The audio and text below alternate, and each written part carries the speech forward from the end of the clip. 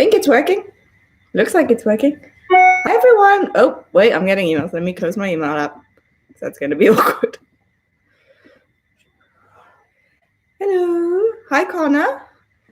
Nanny's here. Can you hear me? Can you check if the sound's working, please?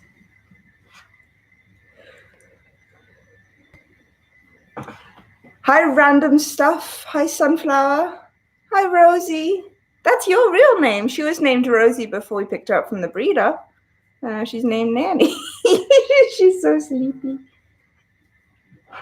How is everybody? Let me turn my phone off. I am so prepared, as usual.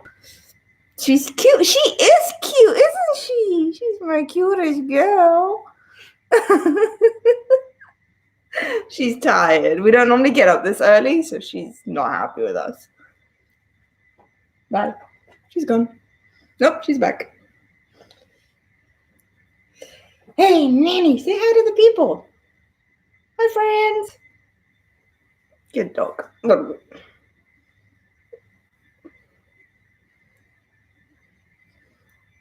Thank you, Charlotte. She is gorgeous. Of course, I'm probably a little bit biased because she's my dog, but thank you. Thank you, Epic Zombie Killer. That's an interesting name. Thank you so much. You also have a dog, Sunflower. What kind of a dog do you have? And what's it called? Yes. You're the center of attention as usual. Yeah.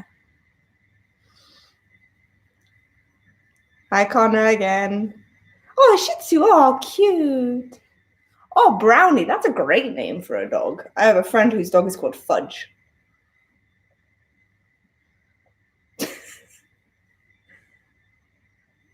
I can't see.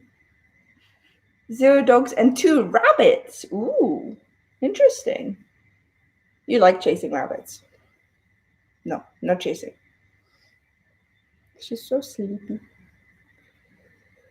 Can everybody hear me okay and see me okay? Do first few checks. Oh, Akita mixed with Husky. It must be a fluffy dog. Ruby. Yeah, I can imagine Ruby and Rosie would get mixed up a lot. Oh, Sky. I have a friend whose dog is called Sky. Thank you, Dr. Richard Collins. Hi, Scarical Cool. My dog is an Italian Greyhound. So she's like a Greyhound, the big racing dogs. That's why she's really skinny, but she's very small. She had puppies. Oh, cute. I love puppies. You're not a puppy anymore. So Nanny is at her adult size. She's 2 years old now, so she's not going to grow any more than this. So this is how small she'll stay for the rest of her life. Italian Greyhounds are amazing dogs. I obviously love them. She is adorable. And she knows it. And she knows when a camera's out, and she knows to be extra cute when the camera's out.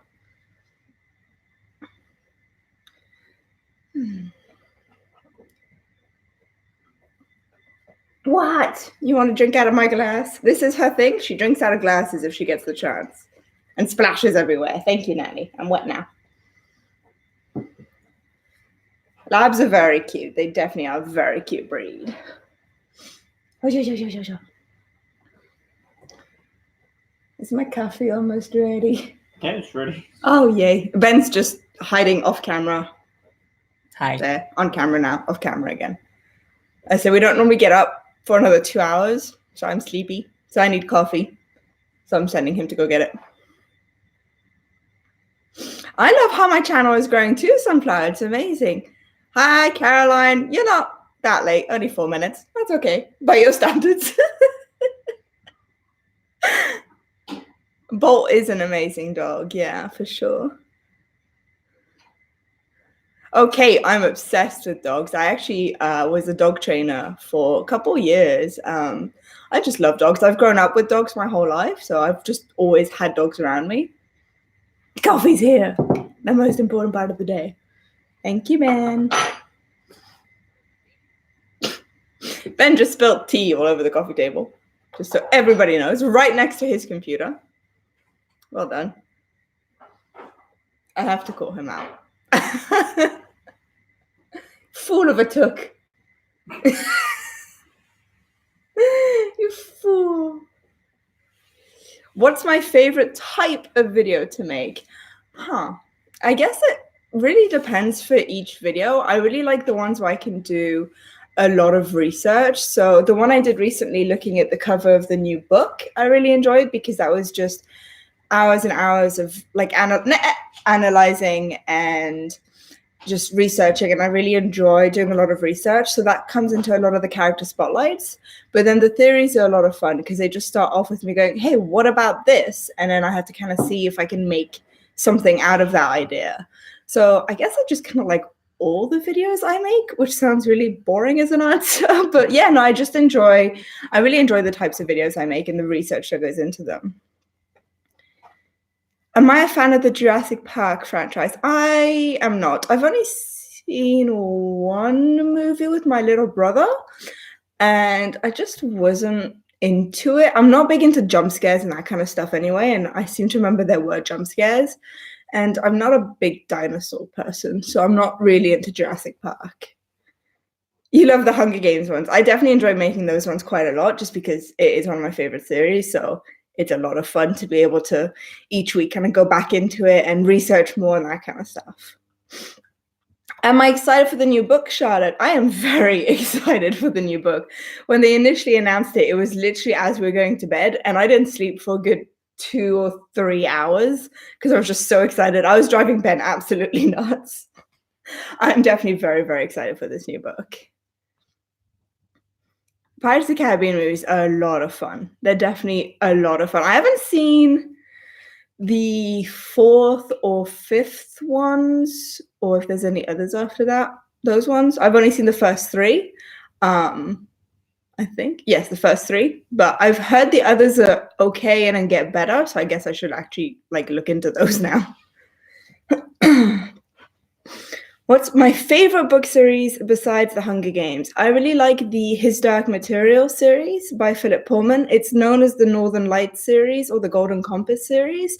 It's what I'm actually reading at the moment, again, for like the 7th time. I'm really bad about rereading stuff. So I think that's probably one of my other favorite book series, is that one.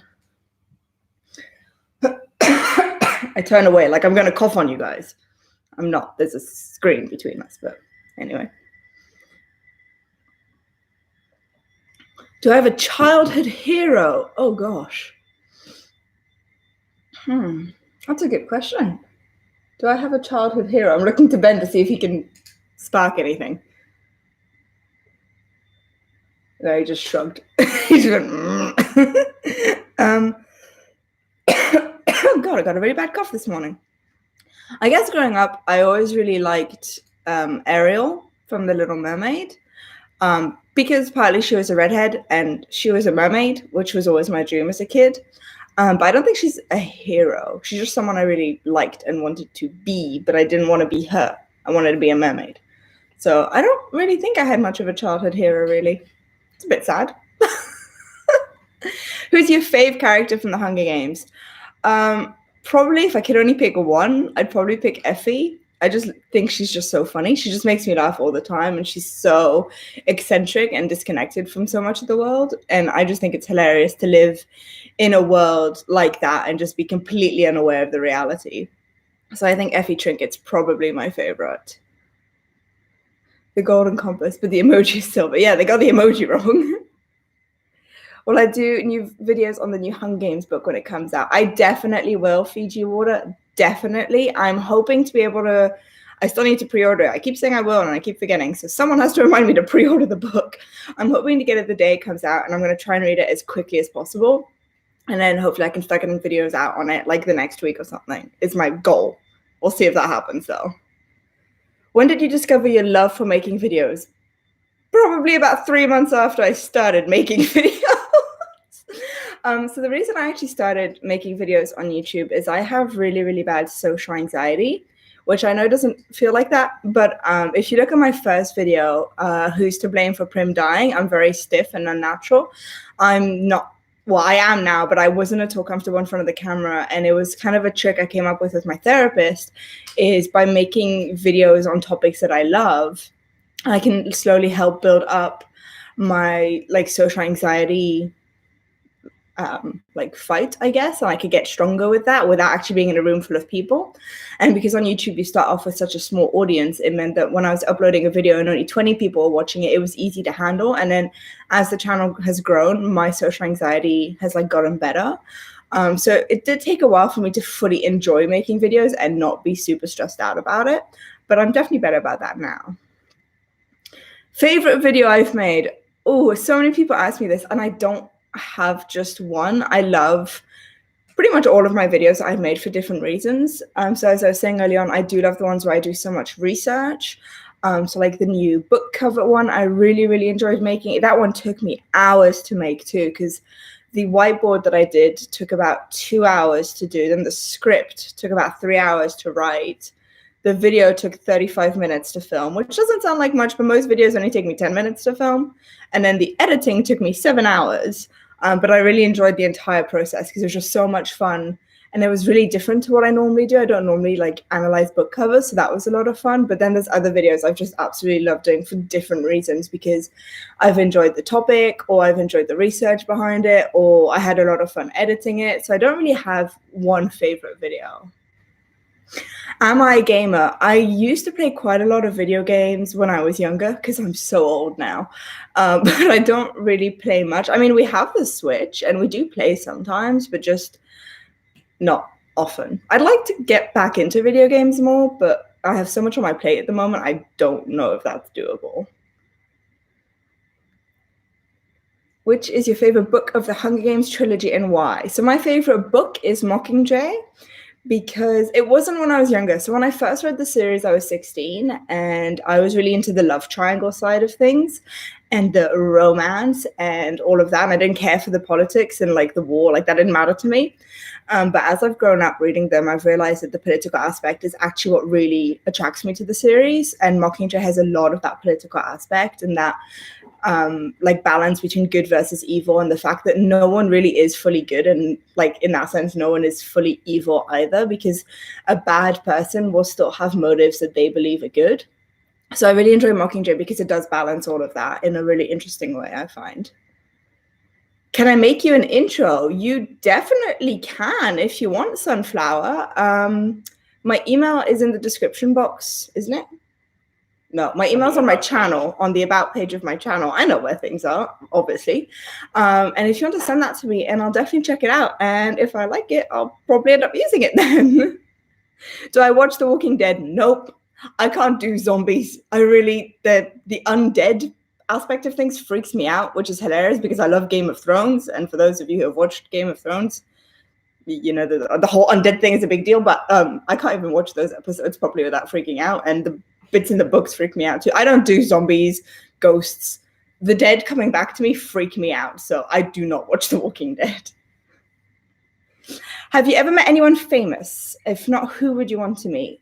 I have met a few famous people. I've met quite a few members of the Belgian royal family and the royal family of Monaco, and a few other people here and there. My grandfather actually works in the music industry, so through him, we've been able to meet quite a few people. But of the people I haven't met, who do I want to meet? Obviously, Susan Collins. I feel like that's a bit obvious. I just have so many questions for her. Basically, I just want to tell her, watch my channel and tell me how many of these I got correct, because I just want to see if any of my ideas are correct. I guess I'd really like to meet, obviously, Greta Thunberg, with everything she's doing with climate change. I think she'd be fascinating to talk to. That's a really grown-up and boring answer. Sorry.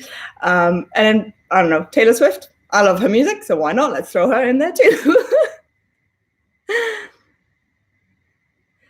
What about Z Nation? I don't know what that is. Uh-oh. I'm sorry. It's a zombie movie. It's a zombie movie. Well, if it's a zombie movie, I just said I don't like zombies, Caroline, and you know this. For those of you who don't know and are a bit worried about how I'm acting, Caroline's my best friend of 11 years now, so I tend to get a bit more sassy with her just because I know that I can and I can get away with it. Who is your overall favorite book character? So overall, my absolute favorite book is Notre Dame de Paris, which is the book that The Hunchback of Notre Dame is very, very loosely based off of. My favorite character is from there. It's the girl who is kind of known as Esmeralda. I just love her story and the strength that she shows throughout her life. And she's definitely my favorite character of like any book series or books ever. On Jason Voorhees, I'll make a note of it and see if I want to work on that, just because if it's a zombie thing, I'm going to get scared. I don't want to work on it. What was my first reaction to the Hunger Games movies? Did I think that they were accurate?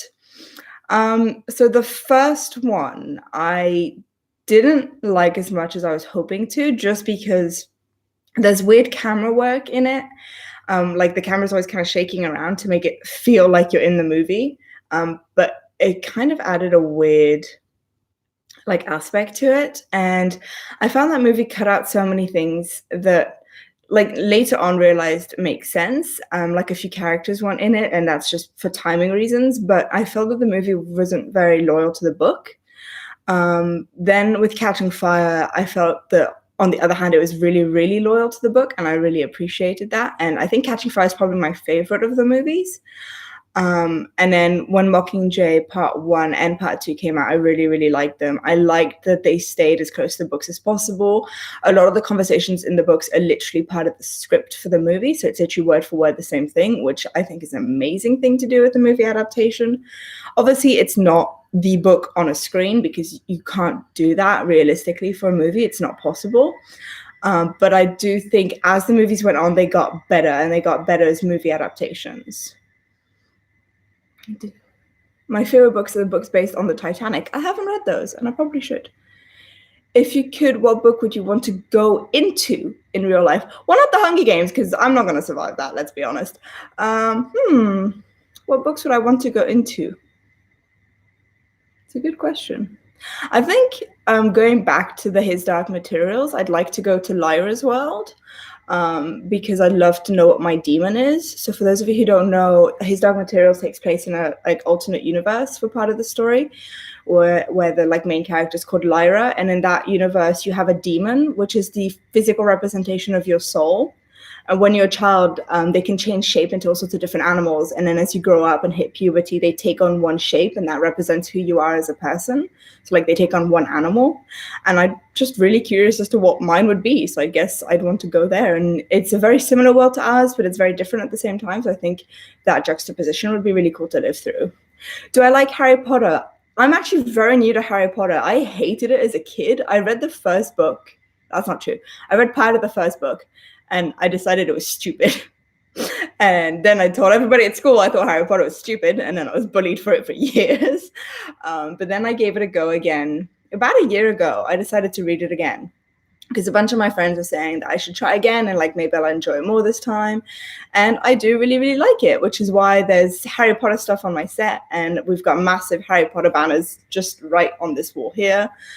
With our respective houses. I do enjoy Harry Potter a lot more now than I did as a kid, for sure. Do I think that Bolt 2 could happen? I'm not sure it would. It's been a while since the first Bolt movie came out, and it didn't do that well. And I think Disney are trying to stay with the movies that did relatively well because they know the audience is there for them. But I mean, you never know. Nowadays, they could just redo it on Disney Plus for fun. Do I have any Netflix recommendations? Why not Glee is on Netflix, and Glee's my favorite show. So yes, I would recommend that. Other than that, I really mainly only use Netflix because the Hunger Games movies are on it, and it's easier than opening up iTunes every time to go watch them. No, I don't really have any recommendations. Ben, do you have any recommendations for Netflix? I woke him up. He's half asleep. He'll get back to you if he has an idea. This is a bit of a weird question. If you could have any quality from anyone from the Hunger Games, what quality would you choose? Ooh.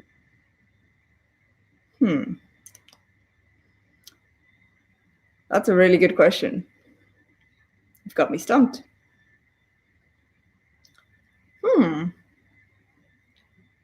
Should we do a giveaway? What do you think about it? Yeah, Ben's going to organize a giveaway while I think about this question. What's this giveaway going to be for? Do you want to do the merch coupon code? Sure. So Ben's going to explain in the chat the rules of the giveaway, and then I'm leaving him in charge of that. So if anything goes wrong, you can blame Ben.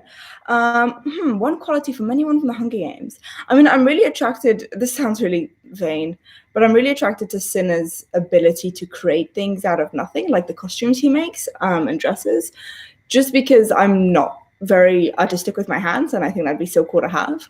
But I think on a deeper level, I think I'd like to be like Peter, which I know a lot of people are going to find very polarizing, but the fact that he's not forgiving at first, but I feel that he's a very positive character.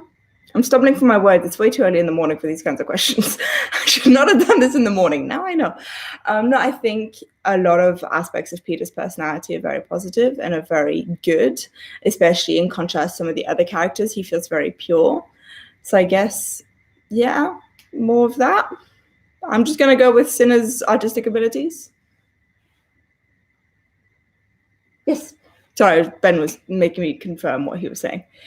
If you were in the Hunger Games, what would your weapon be and what place would you think you would end in? So if I won the Hunger Games, I'd just try and get something small of a weapon. I'm not a very big person. I'm not very strong. So I wouldn't want to have to go fight into the cornucopia for one of the better weapons.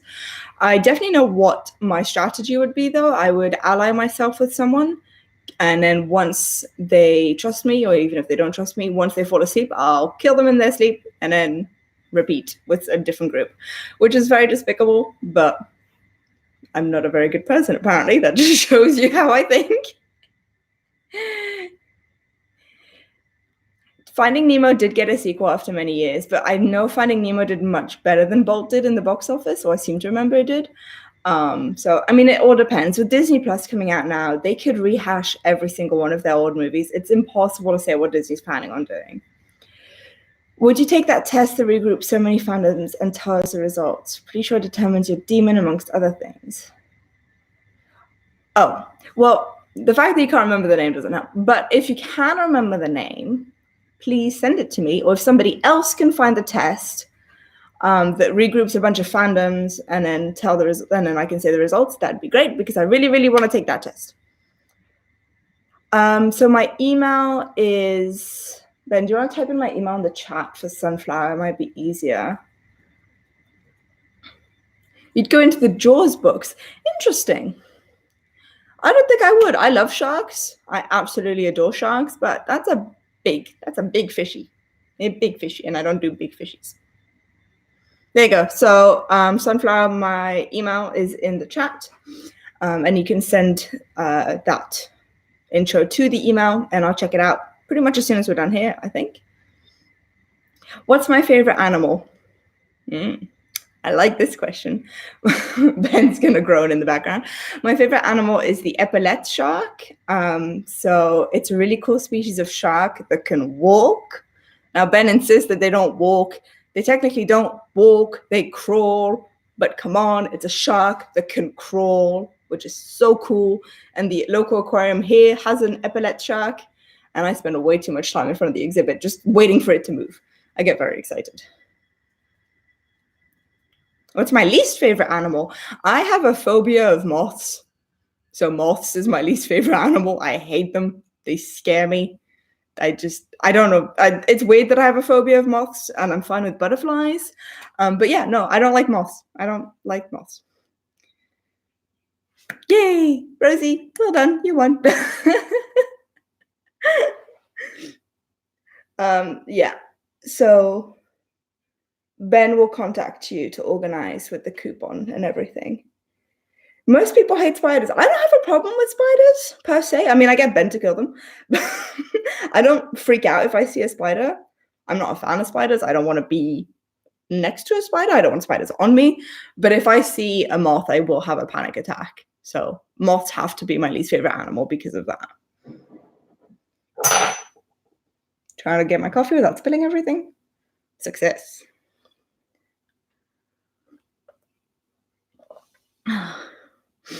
Coffee. I love coffee. My dream video idea. Honestly, I'd love to do a video where I interview again Susan Collins, because I think to be at the point where that would happen would mean that my channel will have definitely grown and definitely be somewhere amazing. And to have the opportunity to talk to an author who changed my life would be amazing. And I think in an interview form would be really interesting, because I'd be able to not only just talk to her, but like get a lot of insight from her. So that's the dream. That's the goal. Epic zombie killer. I live in Australia. Spiders are not harmless. Oh, you mean moths? Yeah, I know. Moths are harmless. It's a long. It's actually not a long story. My mom scared me with a moth when I was already having a panic attack when I was 6, and I associated the moth with panicking, and now I'm scared of moths. Parenting fail. Also, some moths I think are dangerous. I think there's some species that are dangerous. They live in like middle of nowhere, but there's one moth species that squeaks if you touch it, which freaks me out. They should not squeak. Moths should not make a sound. Oh no. So for that quiz that Caroline said I should take, she's found it, but it doesn't exist anymore. So if anyone can find a similar quiz, that'd be good. What's my favorite genre of literature, and has that changed as you've gotten older? So my favorite genre now is probably like depressing, which I know is really sad, but I love Victor Hugo. As I said, Notre Dame de Paris is my favorite book, and that's an extremely sad book. I love Les Miserables, which is a very sad storyline. I think I just like the ones where you see, as I was saying with Mockingjay, you see the juxtaposition of good and bad and how no one falls fully into each category, because depending on your motivations and the way you were raised, you can see things as good or bad, and other people see it differently. But when I was younger, I definitely preferred like love stories, love triangles kind of things, especially as a teenager. I really liked more like romance books kind of stuff. But now I'm definitely more interested in, kind of like looking at people and how no one's fully good and no one's fully evil. It all depends on who you are and how you view the world. Whoop. Is there one thing that makes you love the Hunger Games a lot, or is it like the general idea of it that you like? So as I said earlier, I do like the fact that it balances a lot of the good and evil of everybody, and depending on who you are and how you're raised, you'll see the world differently. Like the people in the capital don't see themselves as evil, whereas the people in the districts do. Do see the capital as evil. So I really enjoyed that aspect of the book, and I think I just love, I obviously don't love the concept of kids killing each other, but I love the idea that this is such a realistic view of where the world could go. And it's such an interesting discussion about where humanity's going. And I think I really enjoyed that aspect. If you're a Katniss, what animal would be on your pin? This falls into what kind of a animal my demon soul would be. What animal would be on my pin? Well, not a bird, because I don't do the flying thing. I don't like being in the air. Last time I was not on the ground, I injured my leg really badly. So I don't do the whole flying thing unless I'm in a plane. I guess it'd have to be an underwater creature. I don't know. What animal would I be? What animal represents me? I guess pufferfish. Because when they puff up, they're trying to protect themselves, but they just look stupid, and it's not actually very helpful because they can't swim anymore. And when I have a panic attack, it doesn't help me with stuff. I guess a pufferfish. That's not a very cool emblem though, is it? But oh well. A pufferfish, I'll say. Who's my least favorite Hunger Games character?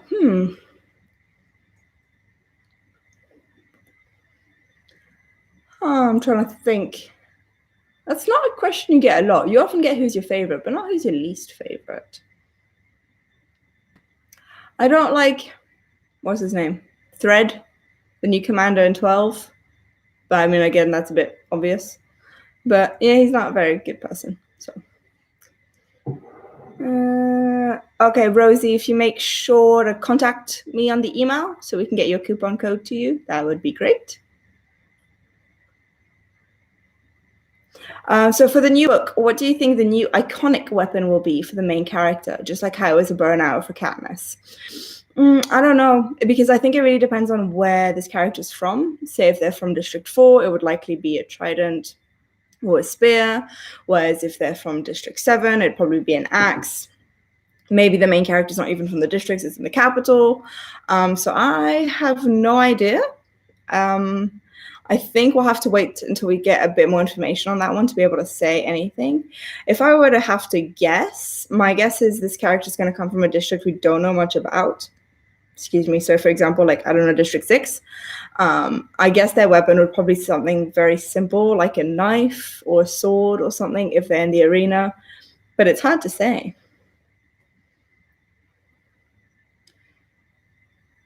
Is it okay if you post the intro on your channel? Yeah, if you want, for sure. If I do decide to use it, I'll see if I ask you to take it down or not. I probably won't because it doesn't matter. But yeah, you can definitely just post it there if you want. I will look into doing a character spotlight on Penny. I think I already have. I seem to remember I have, but I'll check again. So if you go into the About section on my channel, it should have an area that says email. Ben got there first. That's why he's there. He's doing all the technical stuff.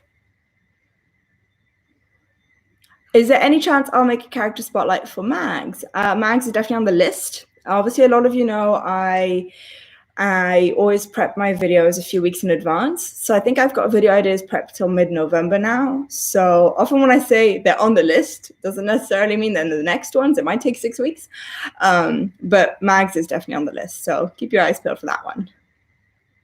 Who is my favorite character in Bolt? I loved the cat. Mittens? Was she called Mittens? I loved Mittens. I thought she was hilarious. And I like the pigeons. I also watched Bolt when I was much younger, so I think I like the funny characters. But definitely, I think the Mittens would be my favorite, if she's called Mittens, the cat.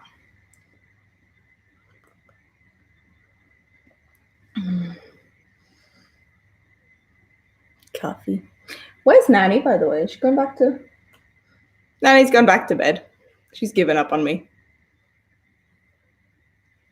Yeah, the sarcasm from Mittens was great. She was just such a fun character. I just remember thinking she was a lot of fun.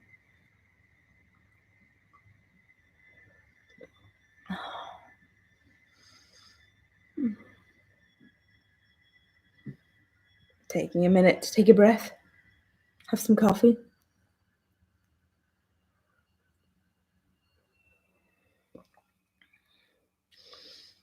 So I haven't actually explained. For the giveaways, we're doing 2 different types. So one of them is for coupon code for my merch store. And then the other one will be for access to my Discord server, which is normally a Patreon exclusive. And for those of you who are already in the Discord server, if you were to win the Discord giveaway, you would go up a level. So those of you who are already in the server know that there's different levels and different levels have access to different things. So if you are in the server and you win the giveaway, you'll just go up to the next level. Would I consider Bolt an icon? I think so. He learns a lot throughout the movie. He becomes a lot more self-aware. So I think he's definitely a good icon and a good character for people to look up to about not being super self-obsessed, because he starts off very self-obsessed, very self-centered, and I think he learns to relax a little bit and look at other people around him and be open to other options in life. What was your favorite childhood movie and book? So my favorite childhood movie was The Little Mermaid or The Little Mermaid 2.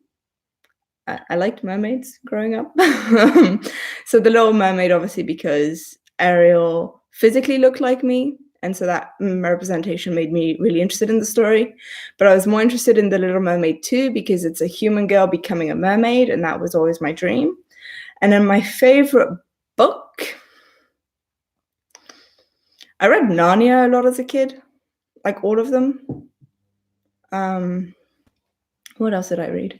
I read a lot of French comic books because I grew up in Belgium. So a lot of stories like Tintin, I read a lot. So I guess those also were in that favorite childhood book realm. I also love The Lion King. That's definitely up there with The Little Mermaid. I actually even have a Lion King tattoo. So it always kind of swaps between the two of those. I think I ended up watching The Little Mermaid more, but I resonate more with The Lion King now as an adult, if that makes sense. What arena would you go into in the Hunger Games? I like an arena mainly with water and tropical conditions, because I want to sit on a beach. No, but because I'm a very strong swimmer. I've been swimming since before I was walking, and I'm very used to tropical conditions. I've lived in like substandard conditions in a tropical area, so I'm used to kind of surviving off of the land in the tropics. So I think I'd be at my strongest in that condition, but I mean, it's nearly impossible to say.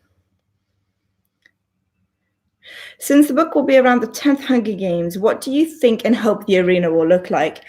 I think the arena will probably still be relatively basic. I think, although it's been 10 years, so it's hard to say, but I'm not sure if they'll have the idea yet to make like super special arenas. So I think it'll still be a relatively basic, like a field or an abandoned city or something quite calm. So that's what I think, but I hope they'd look really cool. I hope that they'd kind of like be experimenting with it and seeing how far they could push the games and how far they could push the arenas. So I guess what I think and what I hope are like opposing things. How do I feel about the Lion King remake that they did? I didn't do it. They did this year. I liked it. I mean, it was pretty much frame for frame the same movie, so I didn't have a problem with it. I don't go into the remakes expecting something. For me, it's a retelling of a story, so it might be the same thing and it might be completely different. I didn't like it as much of some of the other live action remakes they've done recently, but I mean, it was fun. The few differences that were in there were really fun. There's some unexpected funny twists and stuff like that, so I enjoyed it. I did. What about the Aristocats? I was like, what does this relate to? I definitely like the Aristocats. I mean, obviously, you and I have quite the inside jokes with the Aristocats, so there's that aspect to it. I thought it was fun when I was a kid. It was just a fun little movie with cute kittens. So, I mean, I liked most Disney movies growing up, for sure. Who is my favorite tribute from the 74th and 75th Hunger Games? So in the 74th, I think probably Foxface, just because I think she's so interesting as a character. And then from the 75th Hunger Games, probably Joanna, just because I think she's just so cool and so badass and so different to some of the other tributes we see. And I think she really stands up for what she believes in. So probably her. How do I feel about the live action Aladdin? Ben and I watch that movie very well. We watch it probably once a week. Honestly, Ben's favorite Disney movie is Aladdin. So we used to watch the animated Aladdin all the time. And then we went to go see the live action twice in the cinema. We really enjoy it. I really enjoy the differences they made with that one. We quote it every single day, just constantly. You're always listening to the soundtrack or singing the soundtrack. It's really something that we really enjoy. And yeah, we easily watch it once a week. I personally, I prefer it to the animated for different reasons. Not saying I don't like the animated version, I do, but like if I have to pick on a movie night which one to watch, I'll most likely pick the live action. When the careers set fire, if they wanted her dead, not Peter, why didn't they just set fire to the tree? So it was the game makers who set the fire in the arena. Oh, you mean when they set up a fire for themselves? I think Cato wanted the satisfaction to kill her himself. I think Cato's very arrogant, and he wanted to be able to say that he killed Katniss and not Katniss was killed by what he did. So I think he really wanted the satisfaction to be able to take her life himself. Rather than, and I think also setting fire to the tree, you're risking her being able to escape the tree, you're risking it not working. So I think it was too much of a risk, whereas like killing her yourself, you know she's dead. I finished the first Hunger Games book again last night and couldn't help laughing with Foxface when she laughed on how the career supplies were blown up and gone. Yeah, I mean, it's well deserved on the careers to have everything blown up. What's my favorite song? What's my favorite song, Ben? I have too many. I grew up with a lot of music around me. As I say, my grandfather worked in the music industry. Works, he still does. He's not dead. So I grew up with a lot of music always around me. So I think at the moment, my favorite song is probably The Man by Taylor Swift from her new album, just because I like the story of the song and like what it's about. But like that will change. If you ask me tomorrow, I'll have a different answer. I have probably about 20 different favorite songs I just cycle through. I feel Katniss is so incredibly real and her strange world so plausible that we can't help being drawn into her story and imagine ourselves within it. It's incredible writing.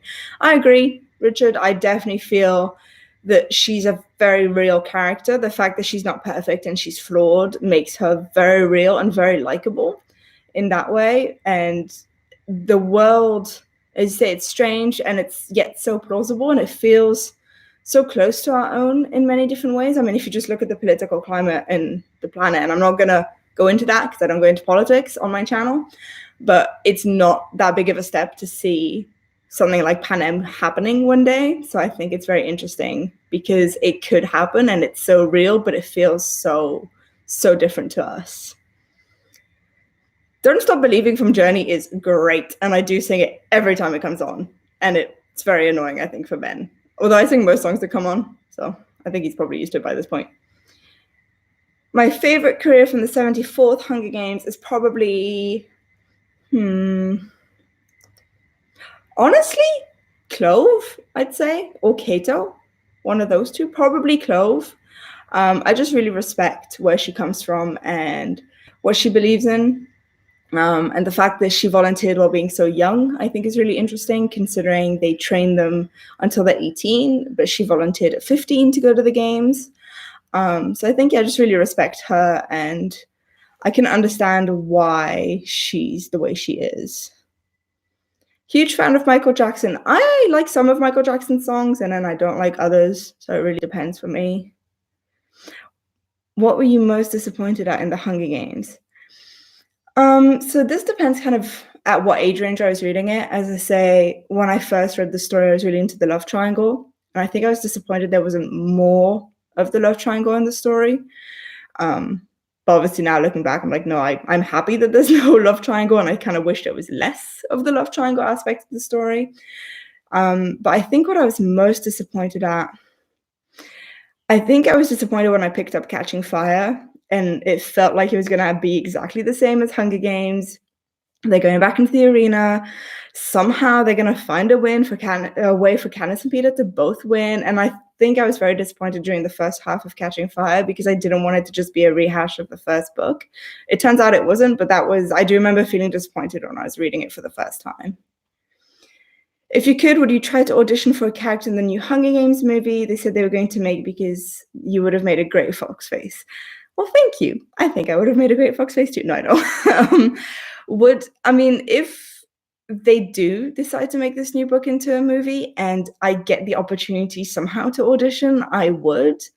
But I'm not going to go search it out, I don't think, because they're likely going to film it in the US. And obviously I live in Australia and we've got a child coming. And so I think with a baby in the house, it's not really the optimum time for me to fly off to the States. So if the opportunity arises, I'll go for it, but I'm not going to be chasing it down. My favorite animated dog is probably Lady from Lady and the Tramp. My first dog I got, I named her Lady for Lady. I just love that Lady protects her family and she's just so cute and fluffy and I just want to cuddle her. So probably Lady.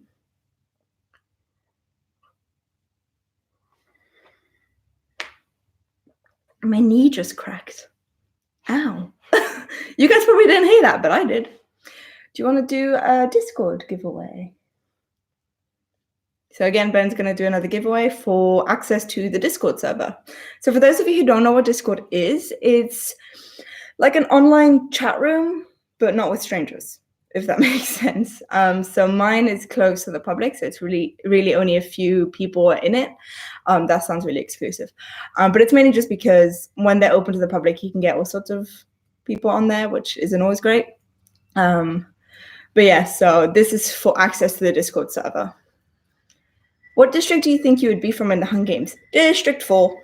Fishing, water. Again, I grew up swimming before I was walking. My father is a sailor, surfer, windsurfer, kites, basically any water sport he does. And he taught me all of them. I love swimming. Obviously, I'm a scuba diving instructor. So if I had to pick one of the districts to live in, it would be 4, because then I could be in the water all day, which is something I love. I saw that they're making a live action remake of Lady and the Tramp. I think it's only going to be on Disney Plus. And I'm interested in the idea of a live action, I think is the right word. I'm not 100% convinced with it, but I guess we'll have to wait and see. So yeah, Ben's put up the rules, guidelines for the next giveaway. Oh, no, I clicked on the wrong one. Rosie, I accidentally clicked on the wrong button for your comment. It was asking me to show or hide. Sorry, so you have to resend it. I'm sorry, I clicked on the wrong thing. I read too fast. If you're in the Hunger Games, what would be your chosen weapon?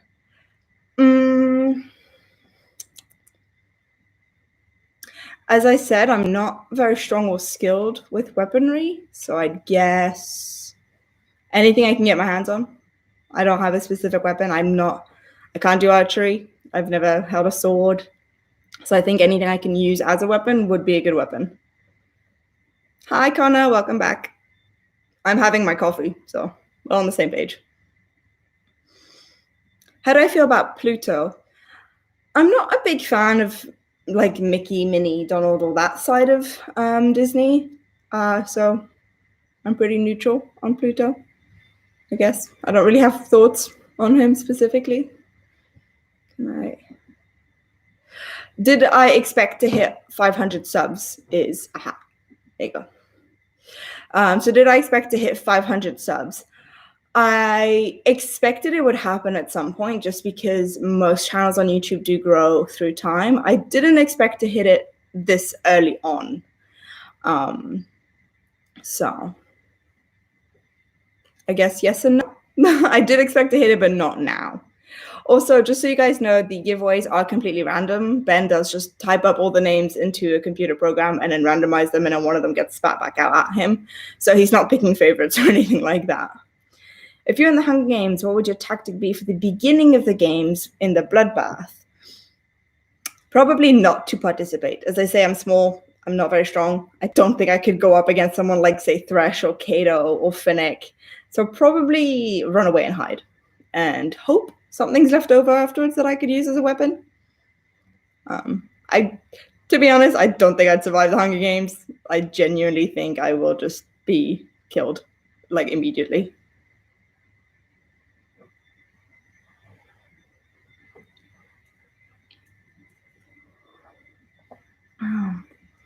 How do I feel about Doctor Who? I have never watched Doctor Who, which is crazy because I'm British and it's kind of the thing British people do. But my mom was never into it, and my dad's French, so I never watched it at his house. And because my mom wasn't into it, I never watched it with her. So yeah, I've never seen it, and now I feel a bit too intimidated to watch it because there's a lot and I have no idea where I would start, and I already have so much going on in my life at the moment. Maybe one day I'll watch it. What would my reaction be if I got entered into the Hunger Games? Well, I have an anxiety disorder, so I'd probably end up with a panic attack. Let's be honest. I would not be happy. I would be pretty devastated. So it would not be a good reaction. I think, yeah, probably a panic attack, crying. Not good, not dignified. Have I ever watched a Japanese Battle Royale movie? I haven't. And I know I should, because I know it's similar to the Hunger Games, but I have not. Yay! Warankua. If you send me an email on the email address that's been sent a few times, we'll get in touch with you for your Discord access. Obviously, Discord access is only for a month. It's not permanent. I forgot to say that. Whoops. It's because I haven't finished my coffee. But yeah, it's just like a trial for the Discord to see if you like it. You compare Hunger Games to Game of Thrones. Interesting. I find Game of Thrones is way more complex than the Hunger Games is. I'm currently reading them again for the long time. I've physically read the books once, and I've listened to the audiobooks a few times. It's what I use to fall asleep, which I know is very bizarre because it's not like Game of Thrones is a calm story to listen to. But I need something on in the background to help me fall asleep. And I definitely find there's a lot of different, I mean, in the fact that it's people killing each other, then yes, it's very similar, but I personally would not equate them. If the careers asked me to join their group, would I? If I was still alive by then, yeah, I would. And then I'd kill them in their sleep because they're the biggest competitors in the field. So I would join them if they asked me. And if I had a weapon or easy access to one once they fell asleep, and I would graciously offer to take the first watch that night and then kill them. I tried watching Shaun of the Dead and I couldn't get through it. I don't like these kinds of stories. As I said, because I have an anxiety disorder, I'll get scared very quickly and very easily compared to other people. So even with stuff that a lot of people will consider not scary, for me, it will kind of freak me out. So I've watched, I think, half of Shaun of the Dead, something like that. Yeah, but I didn't find it funny. To me, it was not funny at all. So I didn't enjoy it.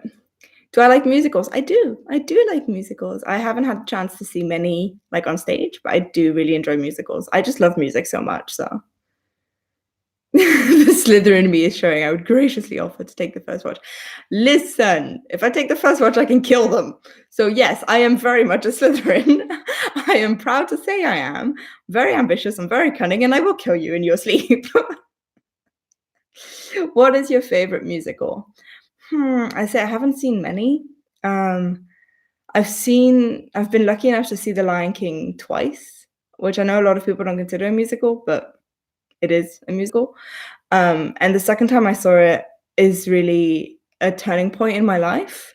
So I think that's probably my favorite one, just because of what it represents to me and the memories I have attached to it.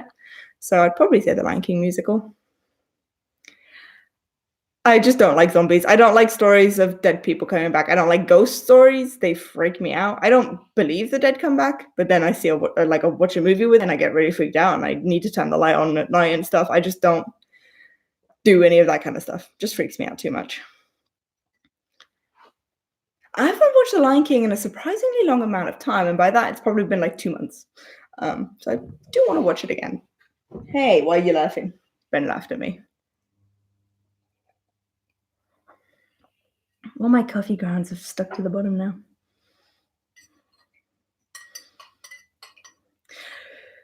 Do I like musicals like Dear Evan Hansen and Heathers? I haven't had a chance to see either of those, and I've only listened to like some of the songs of them.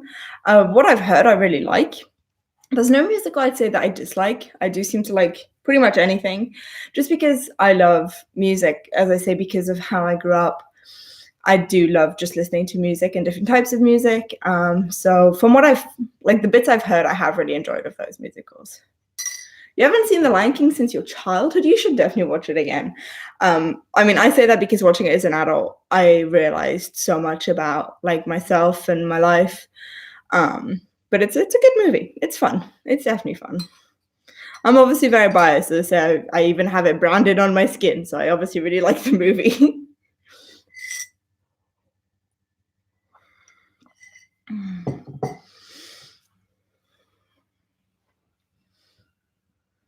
I'm by myself. Ben's gone. Nanny's gone. I'm all alone. I mean, I'm not. I've got you guys, which is cool. Wow, we've already been at it for almost an hour. Bless you. Ben just sneezed. It's already been almost an hour.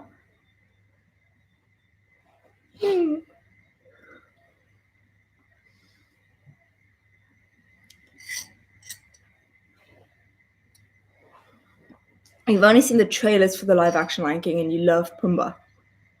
The trailers were good. I found the trailers, when you already know the animated movie, like they don't really give away much, but because the live action wasn't that different to the animated, it doesn't give away much anyway. But I think you should definitely go watch both the animated and the live action because they're good in their own ways. Did I expect my channel to grow so quickly? Not at all. honestly, I didn't think it would grow quickly at all. I knew at some point it would probably reach like 2, 3, 4, 500 subscribers, just because with time it would have, but it's gone much faster than I thought. I mean, it's only just over a year old and we're at 500 subs already. So I didn't expect it to be this fast at all. I mean, people were upset about everything. This is something that drives me insane with the Disney live action retellings, is people will complain about anything and everything. You make the genie blue, people complain. You make the genie not blue, people complain. People are just going to complain because they don't like the idea of their childhood movies being changed, even though making a new movie doesn't change the original movie in any way. People like to complain. So I'm not surprised people complain that Pumbaa was in red. I've seen people complain about all sorts of things on these movies. Honestly, I think if you just look at it as a retelling and not like the same story all over again, it's easier to accept that they will make differences. For some movies, they have to make differences. Some things have to be changed. And I think it's important to just accept that. And if you don't want to go see the movie, just don't go see it. But it's pointless complaining about it, I think, is my opinion anyway. Aww. Thank you so much, Rosie. That's really sweet. Aww. Now I'm all like shy and smiley. Thank you. That's really nice. Thank you, Epic Zombie Killer. Still a weird name to say. But thank you so much. It's very sweet of you guys. Oh, no. Now I don't know what to do. Now I'm camera shy. Now I just want to go hide.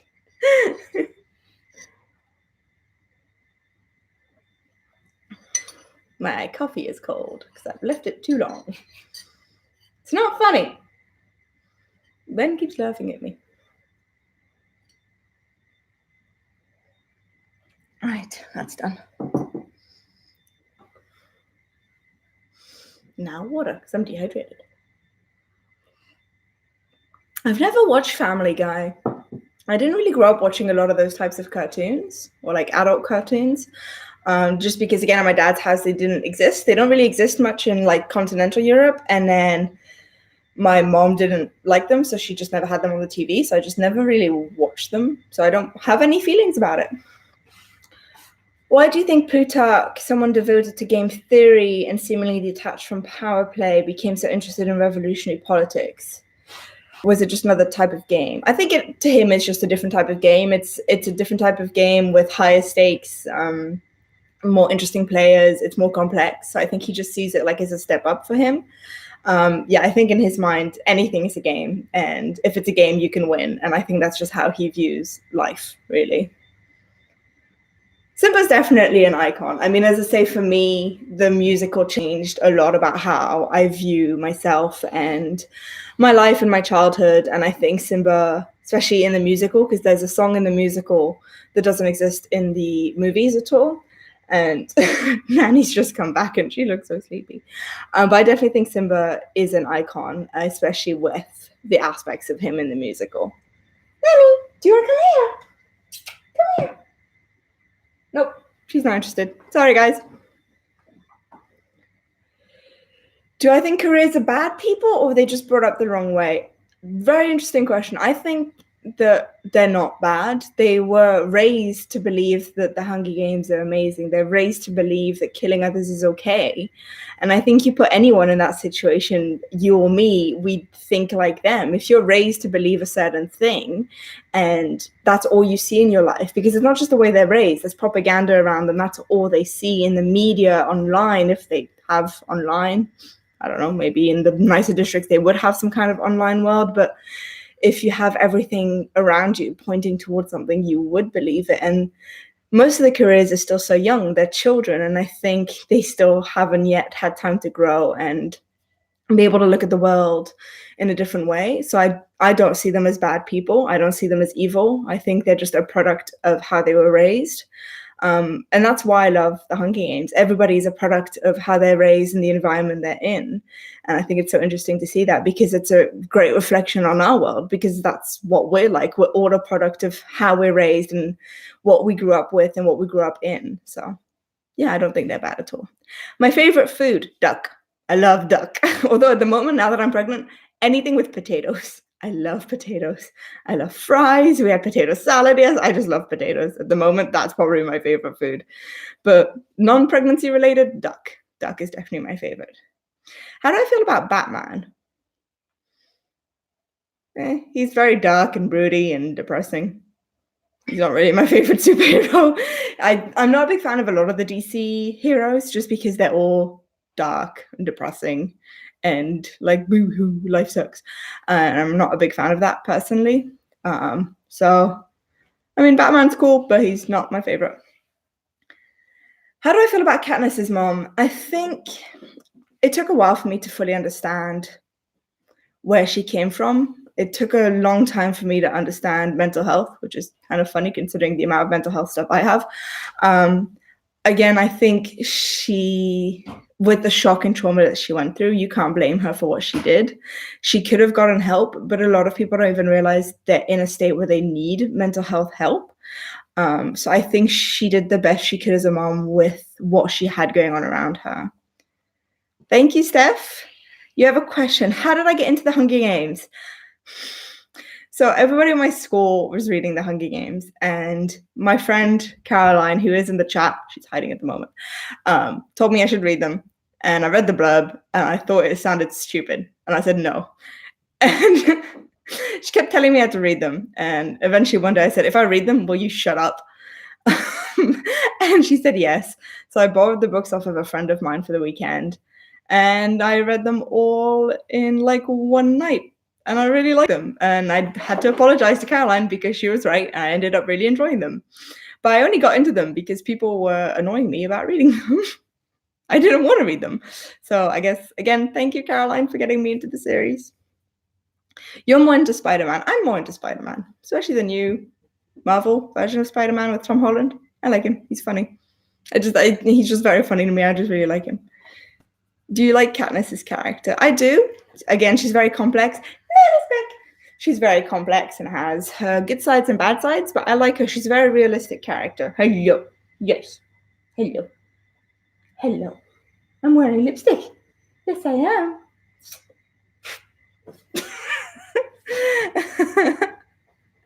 You did, Caroline. You did. You were very mean to me. You weren't mean to me. I mean, you were right. I should have just given them a go. I was just being stubborn. We were like 15 or so, so it was the age where we were stubborn and, you know, we had beliefs that didn't make sense. But yeah, thank you for getting me into the series. Nanny's being loud and wants to play with squeaky toys. So if you hear squeaks, that's Nanny. And if your dogs hear them, I'm sorry. Nanny, come here, come cuddle. Nope, she doesn't want to cuddle. She wants to play. How do I feel about SpongeBob SquarePants? I liked it when I was younger, like a teenager. I enjoyed it. But I haven't really watched it much since I was 15, so. Pomeranian and Chihuahua. Fluffy and small. If you were in the Hunger Games universe, what district would you be in? I would love to be in District 4 because District 4's industry is fishing, and I grew up in and around water. I was swimming before I was walking. So now he's being loud. So I'd love to live, like if I had to live in one of the districts, I'd want to live in the one where I can swim and be in the water all the time. So yeah, District 4. You're looking up which district you'd be in? You'd be in District 3. I thought so. SpongeBob is the face of Nickelodeon. Very true.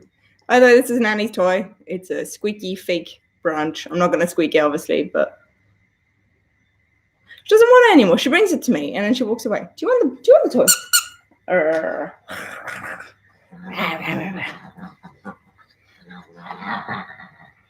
Sorry, this is what it's like when you have a dog. Would I consider adding Twilight series content to your channel?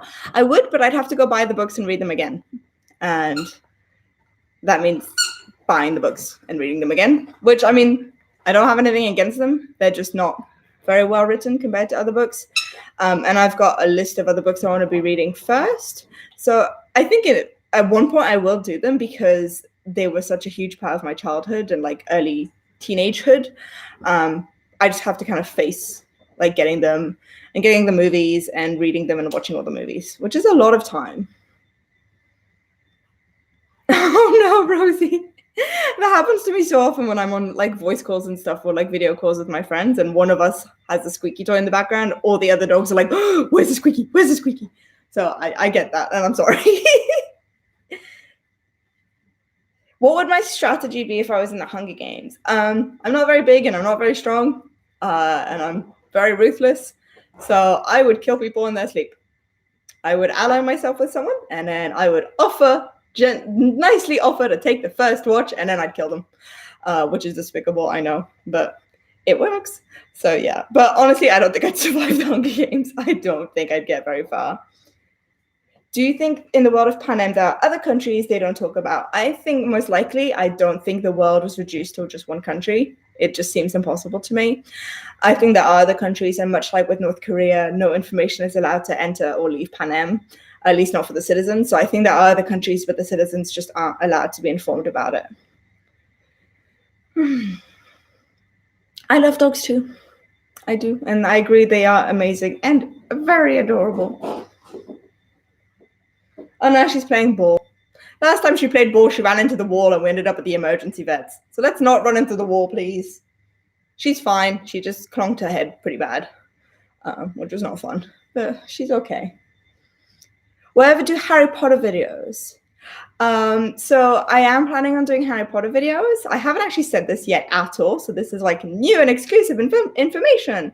I'm going to be doing, so a lot of you remember the Lord of the Rings character spotlight series that I did. So I'm going to do the same thing with Harry Potter, except I'm doing them for when I'm on my maternity leave.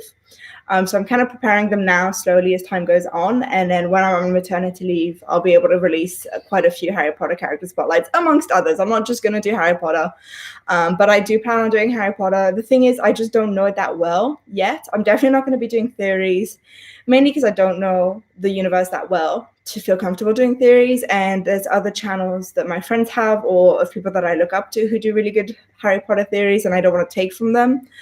But I will do character spotlights, and yeah, that's for kind of when I'm on my maternity leave. So it's going to be a few months yet, but they are definitely coming. Are you dressing up for Halloween this year? We are. We're going to go as a family of skeletons because Nanny already has a skeleton costume, and then I got myself one of those like pregnancy skeleton costumes where there's like a skeleton baby, and then it's going to get a skeleton onesie, and yeah, we're just going to be skeletons. It's not very interesting, but it's fun. I'm going to have a drink. Oh. Who's your least favorite character from the games based on their personality, not because they didn't play a role? Who do I like the least? I think Glimmer. She was very vain, and she was trying to use her looks, which I understand. When you're beautiful, using your looks to get sponsors makes sense, but I don't really agree with that. So I guess she'd probably be my least favorite, just because I don't like the way she played the games. I love huskies. I worked with a husky in Belgium when I was a dog trainer, and they're very sweet. Do I like President Coin or Snow? Can I say neither? No, of the two, I do prefer Snow. I think he's much more fun to read. It's very open with the fact that he's a multifaceted person, whereas Coin seems... I mean, she's not just like one-sided, because no one in this universe is one-sided. One side of a coin. That's kind of funny. Anyway, but I think Snow is more interesting to look at than Coin. I think she's too driven and has just one very specific goal, whereas Snow seems to have multiple things going on at once.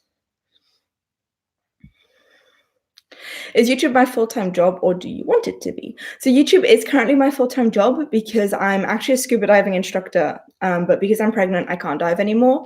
So at the moment, all I'm doing is YouTube. Do I want it to be? I mean, if I can make it a full-time job, that would be amazing, just because I love making videos so much and I love interacting with you guys so much. But if it doesn't turn into a full-time job, like if I go back to diving in a few years, that's fine too. Like my end goal with my career is to open up my own diving center. So there will be a point at which YouTube will be put on the back burner. But I mean, if between now and then I can do YouTube full time, then that would be great for sure. You think Glimmer was going to backstab if she lived longer? I think so too. I think that was probably where she was going. But I just don't really like the fact that she used her looks and sensuality for the interviews and to try and get sponsors, when I think she could have used like actual elements that are needed for the games. Well, Nanny just fell off the couch. Hello. How do you feel when Rue's death scene played out for the first time? I threw the book. I was very angry. I wasn't expecting it. I mean, I should have been because there's only one winner. So you guys can't see me because there's a dog in the way. No, I wasn't. I was not happy. I was very sad. And then having to watch it in the movie for the first time, I was very sad. So didn't really like that scene. Have I seen Detective Pikachu? I have not. Actually, I never got into Pokemon. The only reason I liked Pokemon as a kid is some of the Pokemons were cute. But I never really got into it. It wasn't that big of a thing where I grew up. So what is your channel name from? So because I'm a scuba diving instructor and I dive into stories, I'm a story diver. It's not a very good pun. But yeah, so that's where the channel name comes from. It's from the fact that I scuba dive and I dive into stories. Water.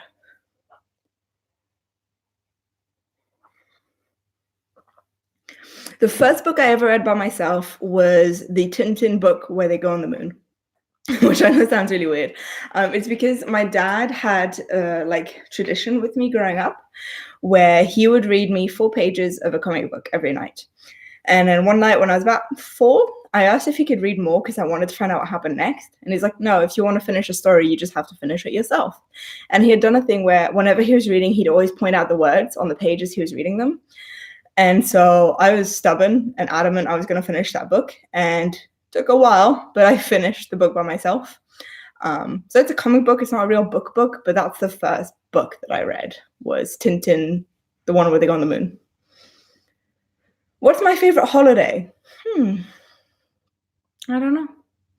Holidays were kind of weird with me growing up because my parents are divorced, so we'd always kind of have to split everything. And my mom would often want to go on a holiday for the holidays, whereas my dad would stay at home. So I didn't always get to see them both. Like I'd have to pick, do I want to go with my mom or stay with my dad? So I don't really have a favorite holiday per se, just because growing up, they weren't that big of a thing. So yeah, I mean, I like Christmas because we have a city Christmas tradition, Ben and I, from when we moved in together. So I guess probably Christmas. Yeah, we don't have Thanksgiving in Europe or Australia. So I've only done Thanksgiving once because I was a nanny for an American family. And so I spent Thanksgiving with them, which was really interesting because I'd never done Thanksgiving before and I'd seen it on TV, so I kind of knew about it. But like, it was interesting doing it for the first time. And your birthday. Birthdays are the best holidays, honestly. Hello, baby. Are you tired? She's tired. You can tell by this ear. What is this ear? If I could be any character from the first Hunger Games book, except Foxface, who would you be? Cat of the Games? Hello. Oh, I'm being kissed. Oh, I'm getting kisses. Thank you. Mwah. Thank you for my kisses. I guess, yeah, Effie. She doesn't go into the games and she gets to wear fun clothes. I'm trying to lick my lipstick off. Mwah, I love you. Ah! I have very sensitive ears. Like, I get tickled very easily, and she likes to try and lick my ears because it tickles me. Don't do that, weirdo. Have I seen any huge spiders since I've moved to Australia? Not really. The biggest spider I saw was when I lived in the Seychelles, and it was bigger than my hand. That was insane. But I haven't seen any weird animals here. I got bitten by something weird here, though. I got a bite on my ankle one day, and I was like, oh, whatever. It's like a mosquito bite. It was not a mosquito bite. My ankle swelled to like 3 times the size. I don't know what it was. Ben went to the pharmacy for me, and the pharmacist is like, oh, yeah, whatever. Just put this cream on it. It's fine. And it was. But I haven't actually seen any huge spiders. But where we live currently, we live in Victoria, which is one of the cooler states. There's less crazy animals here. But we're going to move in a few weeks up to Queensland, and we're likely going to see more weird animals once we're there. So I'll keep you updated on the big spider front. Will you encourage your child or children to read the Hunger Games series? I mean, I'll encourage them to read. I grew up reading so much. My mom was a huge Lord of the Rings fan. So I read Lord of the Rings really young. And I've always grown up with books around me. I've always had loads of books. I say my mom's someone who reads a lot. My dad reads a lot, but like in a different way. Like he reads more comic books. So I'll definitely encourage them to read. I won't force them into reading anything because if they don't want to, they don't have to. I'd love for them to read the Hunger Games because it's such a big part of me, and like I've learned so much through that series. But it's not a case of like I'll read it to them before bed every night or something. I'll let them, if they want to read it one day, they can, and if they don't want to, that's fine. I'll offer it to them, but like I won't push it onto them because it's not for everyone. And if they don't want to read it and I force it onto them, they're not going to enjoy it as much. So I think I'll just encourage them to like reading as much as possible and see where they choose to go with that. How did I feel that the Mockingjay movie became 2 movies? It didn't need to be 2 movies. I mean, the Mockingjay book is the shortest of the books. So if they managed to make the other ones into 1 movie, they could have done it with Mockingjay. I like the fact, though, having said that it was 2 movies because they were able to put so much more into it and so much more detail. But they didn't need to. And I mean, it's a money thing, splitting the last one into 2 movies. They did it. I mean, Harry Potter was the first big one to do it. Then Twilight did it. Hunger Games did it. It's a way to get more money. So I can respect that if I don't agree with it. They could have just kept it into 1 movie, though, honestly. So my favorite Hunger Games book is Mockingjay, and my favorite movie is Catching Fire.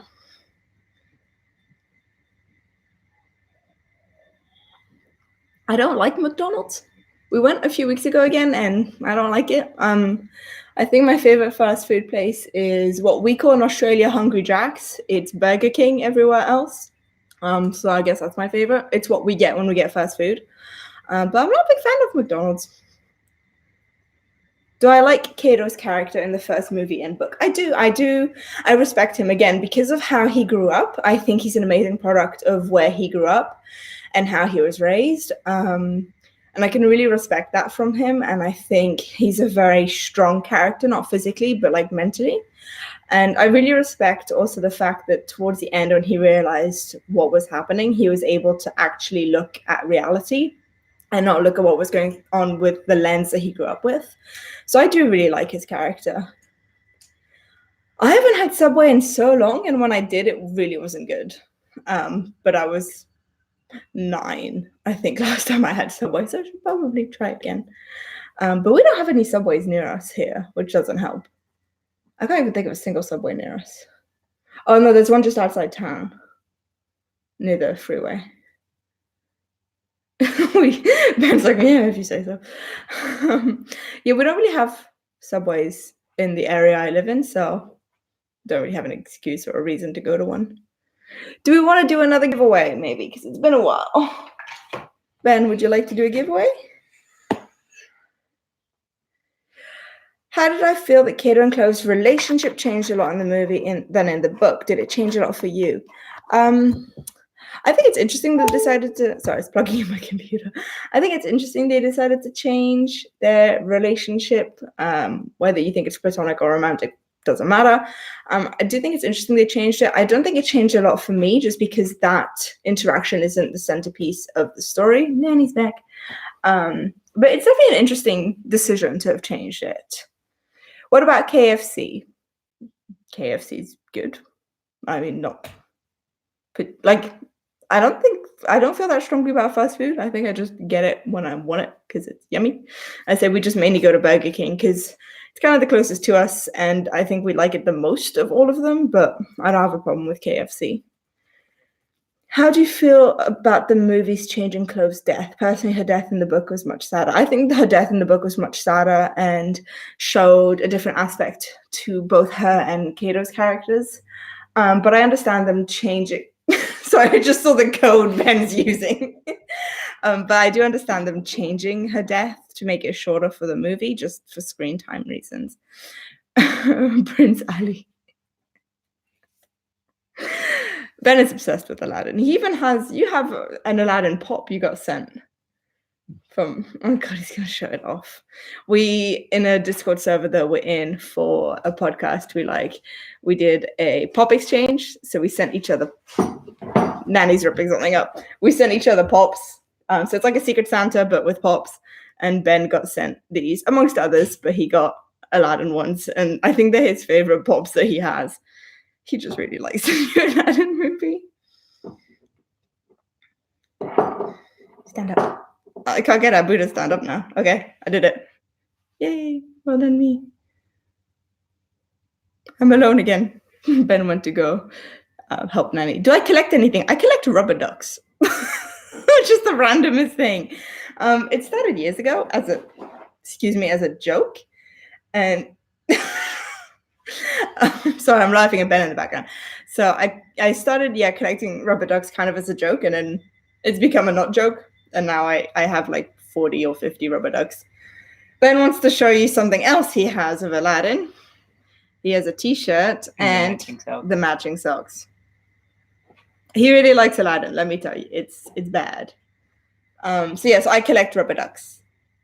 I just think they're fun. I don't know how this started, it just did, and now it's just a thing. And I don't feel like I can stop it.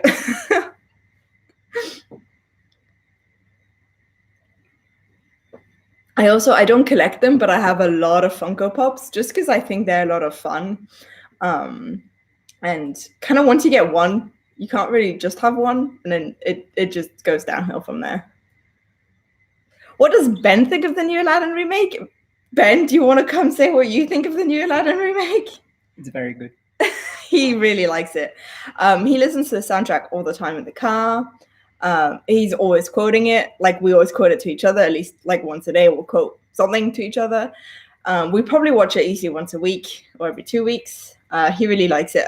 The animated Aladdin was his favorite animated movie, and then the live action came out and he likes that one more. So I think, is it safe to say it's your favorite movie? Was his answer. Yeah, it's his favorite movie. I can answer that. Yay! Well done, Night Needs Sleep. Like I say, well done. It's a random draw, but well done. Hi, Nicholas. And welcome to the stream. I don't actually have my emails open, so I don't know if we're receiving emails. I'm leaving them closed so that the internet is for this. So hopefully, if you don't get an answer from us, you can tweet me on Twitter at Storydiver, and then I will make sure that we get to you. But it should work through emails. Crunch. If you hear crunching sounds, that's Nanny in the background with her bully stick. She's chewing with her butt in the sun, because that's a mood.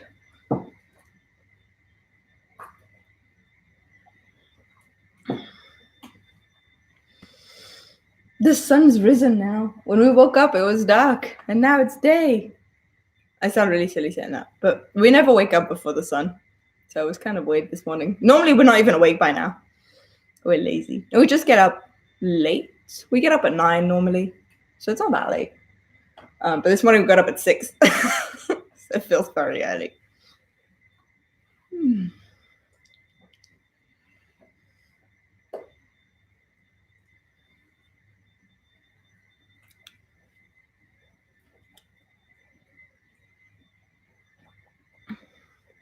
What's the most accurate book to movie adaptation, in my opinion? Ooh. I'm trying to think. I can think of all the ones that are not accurate. I think in the Hunger Games universe, probably Mockingjay Part 1 is probably the closest, just because so many of the conversations are in the script and literally like word for word transcribed. Other than that, I can't really think of any really accurate ones, just because it's so hard to make an accurate book to screen adaptation. Even if you're going the TV show route, it's just really difficult to put everything from a book onto a screen. So what's the least accurate book to movie? I mean, The Golden Compass was terrible. I think we can all agree on that. That was just not a good movie. The Lord of the Rings are not great. We were just talking about that this morning. They're not very good adaptations. The Hunchback of Notre Dame as an adaptation of Notre Dame de Paris is terrible. I mean, they completely change it. I could go on and on and on. A lot of adaptations are not accurate. Just as I say, it's impossible to put what's on a paper onto a screen, and a lot of directors will put their own twist on things, which means it's no longer the original author's story, which I understand and makes sense, but it's a lot of books to movies are not good adaptations. Thoughts on Lionsgate already planning to make a new movie based on the Ballad of Songbirds and Snakes? I mean, it makes sense. They know that if this book does well, the movie will do well. So it makes sense for them to start thinking about it. Obviously, they haven't actually confirmed anything or said that it's happening. They have to wait. I mean, I think it's smart that they're waiting to see if the book does well, because if the book doesn't do well, then they don't want to waste money making a movie that won't do well. But I think it makes sense for them to be planning this movie already and kind of getting ready for it, especially nowadays with Disney Corporation buying everyone up. I think the fact that Lionsgate hasn't been bought up yet means that they do need to make sure that they are working and they're aware of what they need to be doing, and they're not leaving things and potentially having issues with that. I've heard that Percy Jackson is a terrible adaptation. I never read nor saw Percy Jackson. I think I was just at the wrong age when it was popular or something like that. But I've heard that also, that it was a really, really bad adaptation.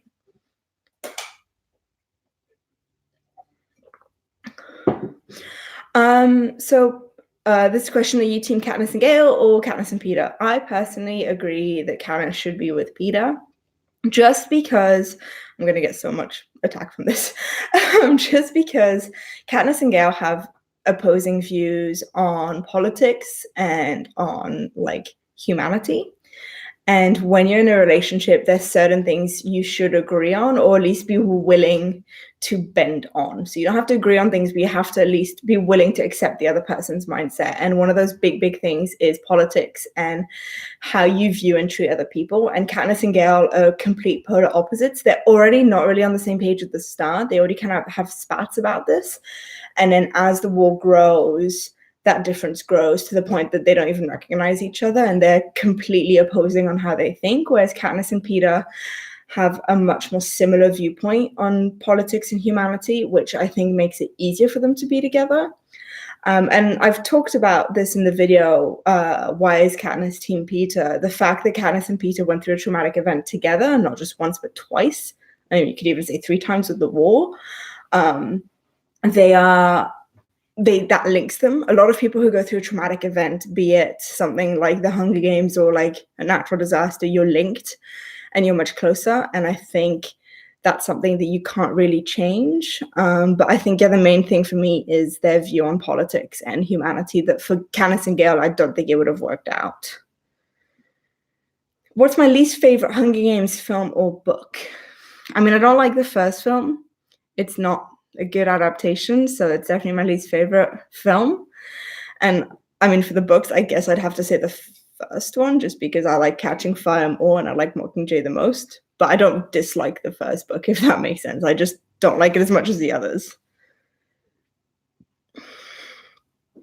Yeah, exactly, Steph. They understand each other's emotions and they understand each other's triggers, which is a huge thing. To be able to understand why something triggers someone instead of just understanding the trigger is a huge thing. So I think there's so many layers to their relationship, and there's a lot of layers to Katniss and Gale's relationship, but I don't think it would have worked out as a long-term romantic relationship, just because there's so many differences and there's so many aspects of Katniss's life that Gale would never be able to understand or accept. So I think that's something that would have eventually gotten between them.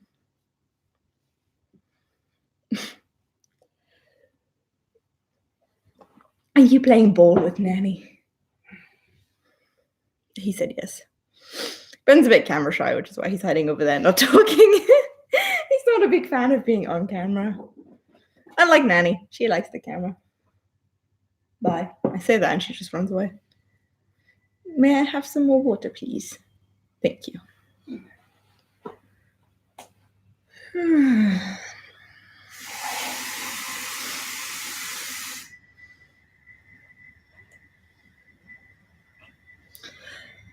Thanks. If you could change something in the Hunger Games, what would you change? It's a good question. Like in the series, I don't know. It's hard to say because it's not my series, and I think Collins has, obviously we know now with the prequel, she's got reasons for things to be the way they are. Like a death or something. I wouldn't put Mags in, because she reminds me too much of my grandmother. My grandmother was named Maggie and physically looked a lot like Mags, and I don't like watching Mags die. My grandmother died recently. Oop, I think Shaun's out. My grandmother passed away recently, and I think I'd rather not have Mags in the story, just because then I don't have to be reminded of my grandmother. That's a very personal story. But yeah, I guess if I could change something, I wouldn't have Mags. I'd put a different tribute in her place. But I mean, you need Mags because it gives you a different view of Finnick, and she's a very important character in that sense. But yeah, I'm just being selfish, and I don't want to be reminded of my own grandmother. I watched the behind the scenes of the first film, and it's really confusing seeing these characters laugh with each other rather than killing each other, like actors in Clover and Thresh are besties. Yeah, I've seen a lot of the behind the scenes, and they're like best friends. I've even seen interviews of what's he called, Alexander Ludwig, the boy who plays Kato, talking about how the girl who plays Rue and Jennifer Lawrence used to like prank him on set and like hide his clothes and stuff. And they just had a lot of fun. And it's so weird because we only know these faces as people who hate each other and kill each other. And then you see them in a completely different environment where they're joking around and like having fun and like look like they're best friends. And it's very bizarre to see very juxtaposing like situations, but it's interesting. Oh, thank you, Yosef. Cool. Thank you, Night. I'll get back to you once we're done here. Unless Ben hacks into my email and does it himself. Are you hacking into my emails? Just checking the computer. Ben just hacked into my emails.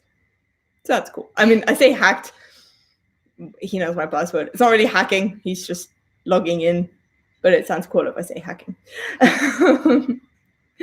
That way we know if we've received. Do you want to do another merch coupon code? Dance, because you've been at it for an hour and a half already. You just looked at the TV for the time when the TV's off. You can see it on your screen what time it is. Oh, I'm trying to think of the message. Oh, you're trying to think of a coupon code word. I don't know. This is why I'm letting you do it, so I don't have to think. Oh. Can you talk about how the careers viewed the Hunger Games? I thought it was interesting. So I've kind of touched on this very quickly. I think the careers viewed the Hunger Games in the way that the capital wanted the Hunger Games to be viewed by the districts, considering the amount of propaganda that they're surrounded by and the way they're raised. They view the Hunger Games kind of in the only way they can. They see it as being the most prestigious thing you can do in your life, and it's the highest honor you could receive. And I think it's really interesting that that's how they view it, and I think it makes sense. That's how the capital wants the districts to see the games. It's called games. It's a sport. It's fun, and I think the career districts have embraced that. I don't think they were given much of a choice. As I say, I think there's just so much propaganda around them, and they have an easier life, so it's easier for them to fall for the propaganda than people who have a harsher life and are therefore more wary and more questioning. So it is definitely really interesting that these kids grow up believing that murder is okay, believing that fighting is okay, believing that hurting each other is okay, and not just okay, but something you should aspire to. And I think it's just an interesting testimony on humanity, that the only reason we think that killing is not okay is because that's what we've been taught by society. But if we were raised in a society where killing is okay, we wouldn't see the problem with that either. So it's just a very interesting testimony. I'll just say it out loud. If you comment Nanny in the next 5 minutes, you enter a chance to win a $5 off coupon for the merch I have on Teespring. So make sure you're entering that code if you want $5 off. How many days do you think you will survive in the Hunger Games if it lasted 18 days? I mean, I'd like to survive all of it and win. Realistically, 2 or 3 days. I don't think I'd make it far. Honestly, I really don't. If I survived the bloodbath, I don't think I'd survive much longer, because my plan of killing people in their sleep will backfire eventually. So I don't think I'd survive long. But I mean, if I could pick, I'd win. That'd be great, wouldn't it? If you could create any arena, what would it be like? So I think if I could create an arena, I'd create the arena I'd be the most comfortable in. So a lot of water and tropical stuff, just because I've lived in like subnormal conditions in the tropics, and I've lived off of the land in the tropics. And so I know that I'm very comfortable in that. And obviously I'm a very confident and comfortable swimmer. So I think if I created an arena, I'd create something that I knew I could survive in, just because it's kind of the world I know the most, if that makes sense. Thank you, Yosef. That's very sweet of you to say. I'm sure the channel will grow with time. They tend to. So we'll have to wait and see where it goes. Is Nanny going outside? No, Nanny's asked to go outside and now she's standing by the door. She's a cat.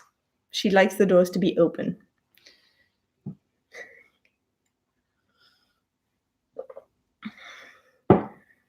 Most underrated and overrated characters in the Hunger Games. Good question. I think, I'm stumped. While I'm thinking about this, there is another coupon code to use also on Teespring. Yes. That you had talked about earlier on, and not since. So while I'm thinking about that, I'm getting Ben to top something up. I think, it's a very good question. I'm trying to think. I think Cinna is very underrated. I think a lot of people don't realize just how much he played in the Rebel Alliance and Rebel Plan, and how important he was to what happened. Even though, like, he's a very loved character, I think a lot of people don't realize, like, how important he was. And overrated, I think a lot of people think very, very highly of Prim. And I'm not saying I don't think highly of her, but I think people give her a lot more credit than she's due. This is very polarizing and I don't want to get attacked for what I'm saying. But yeah, I think though she's a very interesting character and she shows a different side of Katniss, she doesn't do much for the story in itself. She does a lot for Katniss's development, but she doesn't move the story forward in any way. So I personally think she's quite overrated for what she does in the story. But I still like her as a character, if that makes sense. Hi, Kitty Cupcake. Yeah, Cinna definitely played a bigger role. I mean, a much bigger role than people give credit for is Buttercup. A lot of people think Buttercup is just a stupid cat in the background, but Buttercup really represents Katniss and Prim's love and relationship. So he's definitely an underrated character. Yeah, you can have a shout out, Kitty. Of course you can.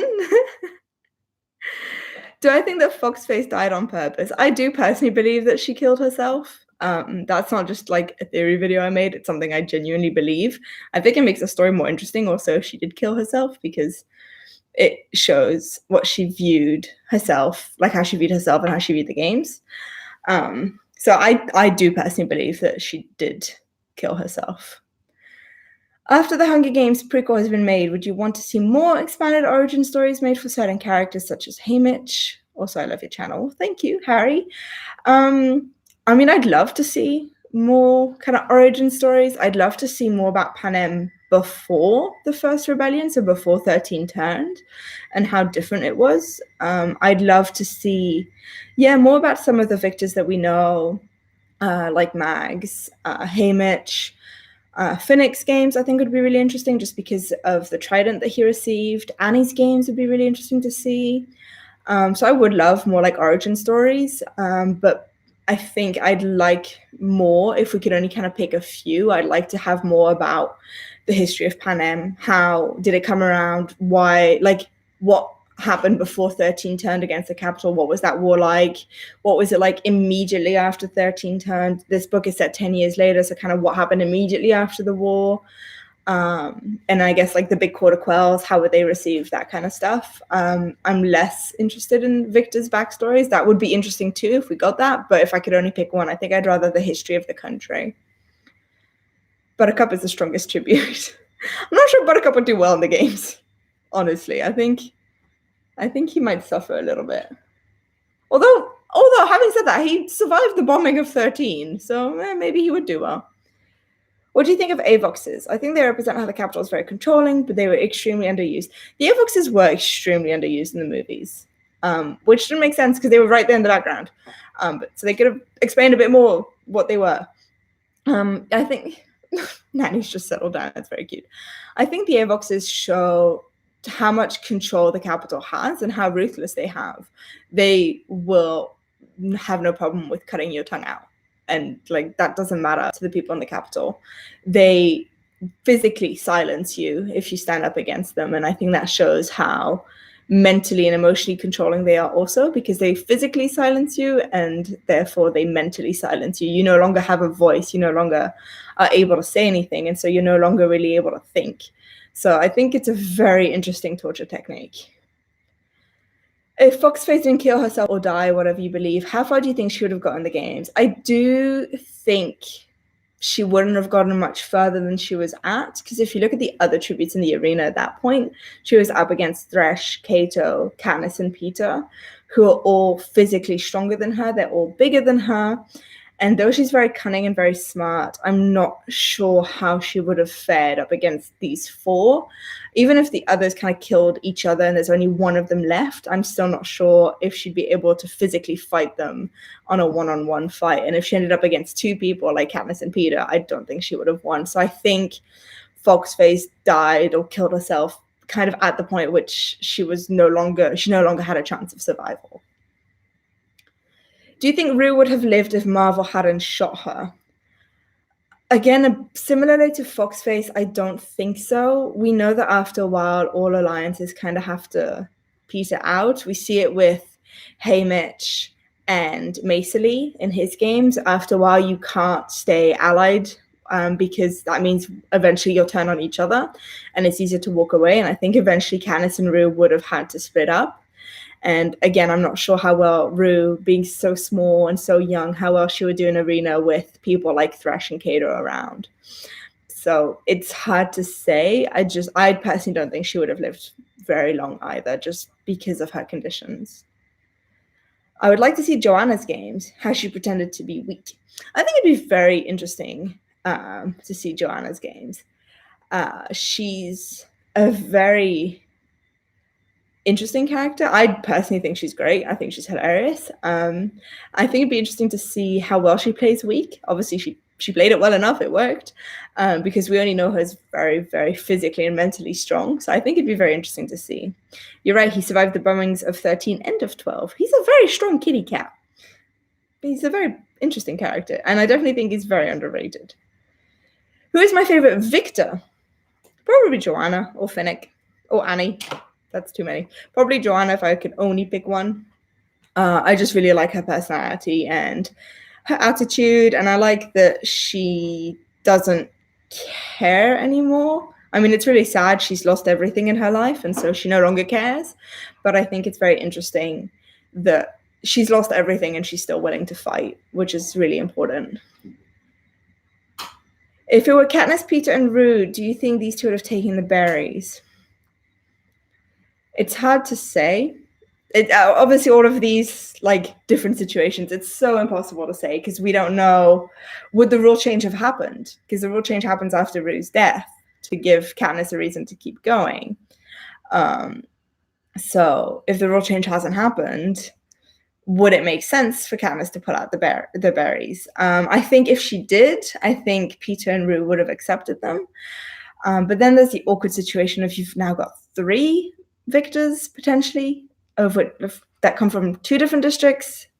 So I'm not sure that the berry situation would have happened. I think it would have been too complex. Had the rule change not happened, Katniss and Peter wouldn't have teamed up together most likely. And therefore Peter would have likely died from his wound. So it only Katniss and Rue left. And if they made it to the end and Katniss pulled out the berries, would Rue take them? It's hard to say. I think it could go either way. I think it depends on the rest of the arena and how that would have changed also. What do I think makes the Hunger Games special? So I've said this earlier on, so a lot of you have heard this already. But for me, what makes the Hunger Games special is it shows the contrast of good and evil and how no one's fully good and no one's fully evil, because even the evil characters, they have motives that they believe are good, and from where they grew up and the environment they lived in, they do believe that they're doing something good. So I think it shows that juxtaposition we all have of good and evil, and that humans sorry, humans aren't fully good and humans aren't fully evil. It depends on your point of view, your values, and how you were raised. So I think that's what makes the series so special. Anyway, that's why I like it. Seneca Crane would definitely have been in big trouble if 3 victors from 2 different districts had won. I'm not sure he would have been allowed to pull that off as easily. I think more of the other game makers in the room would have stood up and said something. Katniss and Peter were the love story. They were the ones that people in the Capitol were fighting for and wanted to win. So I think that was more easily accepted. But 3 winners would have been difficult to sell. Have you heard anything else about the new book? I haven't heard anything more than anyone else has, unfortunately, Addie. I'm desperately waiting for more information to come out, but I unfortunately don't have a direct line to Susan Collins. Boy, would I like to, though.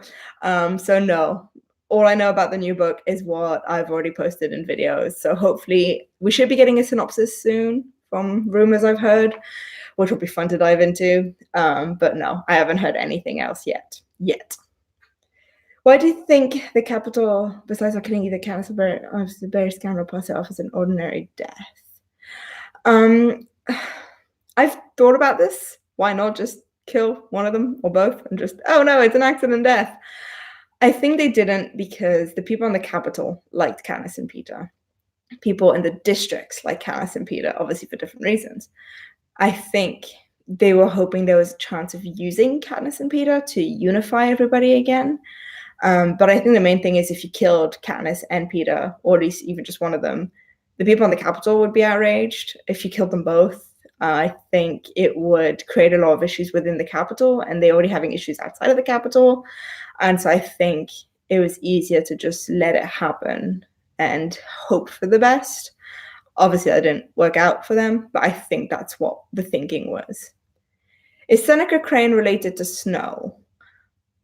I mean, it's possible. We don't know Crane's family or Snow's family, so anything's possible at this point. I personally don't think so, but I mean, who knows? Do you believe Gale's better than Peter? If so, what's your reason? I personally don't believe Gale's better than Peter because I don't agree with Gale's political and humanity views. I don't believe that killing people for any reason is okay. I don't believe that killing people because your people are being killed is okay. I don't believe in trapping humans in a mountain and letting them suffocate. So I don't agree with Gale. I think he's a wonderful person. But I personally would struggle with having a political conversation with him or like a humanity conversation with him because I don't agree with the way he views war. And I do agree with the way Peter views war. So does that make Peter better than Gale or Gale better than Peter? I think that's a very personal question. But personally for me, I prefer to have a conversation with Peter than with Gale, just because Gale and I would fight. You're welcome, Little Bomb. Happy to answer questions. That's what I'm here for. Do I like Hamish Abernathy? I do like Hamish so much. He's hilarious. I think he's, again, a perfect product of where he comes from. I think he's a very, very fun character. I think he's an interesting character. I think watching him change and evolve over the books is really interesting. I really like Hamish. I think he's a great character. Are there career tributes from District 4? Because in the first book, they were not shown. So District 4 is one of the career districts. So in the books, the districts 1, 2, and 4 are career districts. This was removed in the movies for timing reasons because they couldn't add an extra 2 main characters into the games. Most victors from 4 were careers. So I hope that answers your question. If 3 won, it would have shown unity between districts and potentially helped the rebel cause. Yeah, exactly. So if 3 victors win, that's really bad for the Capitol. So I don't see it happening. I think Seneca letting 2 people win is bad enough. I think he knew letting 3 people win was an immediate death sentence. So I don't think he would have let that happen. What do I think about Finnick's family? We only see Mags, who's like his family, and his wife Annie, but nobody else. I think Finnick's family either he didn't have a family, like he was an orphan, and Mags kind of took him in when he was raped, or they were killed by the Capitol, kind of like with Joanna, because there were rebellion signs. I mean, Finnick talks about, in the movie, he talks about how if you disagree with Snow, he kills one of your family members, which is what I think happened to Finnick's family. I think he did have a family, and Snow killed them when he was refusing to prostitute himself, which I think is really sad. I think it's really nice that Mags took him in and practically raised him. And I think his relationship with Annie is very beautiful. But yeah, that's my thoughts on Finnick's family. I think they existed but were killed by the Capitol.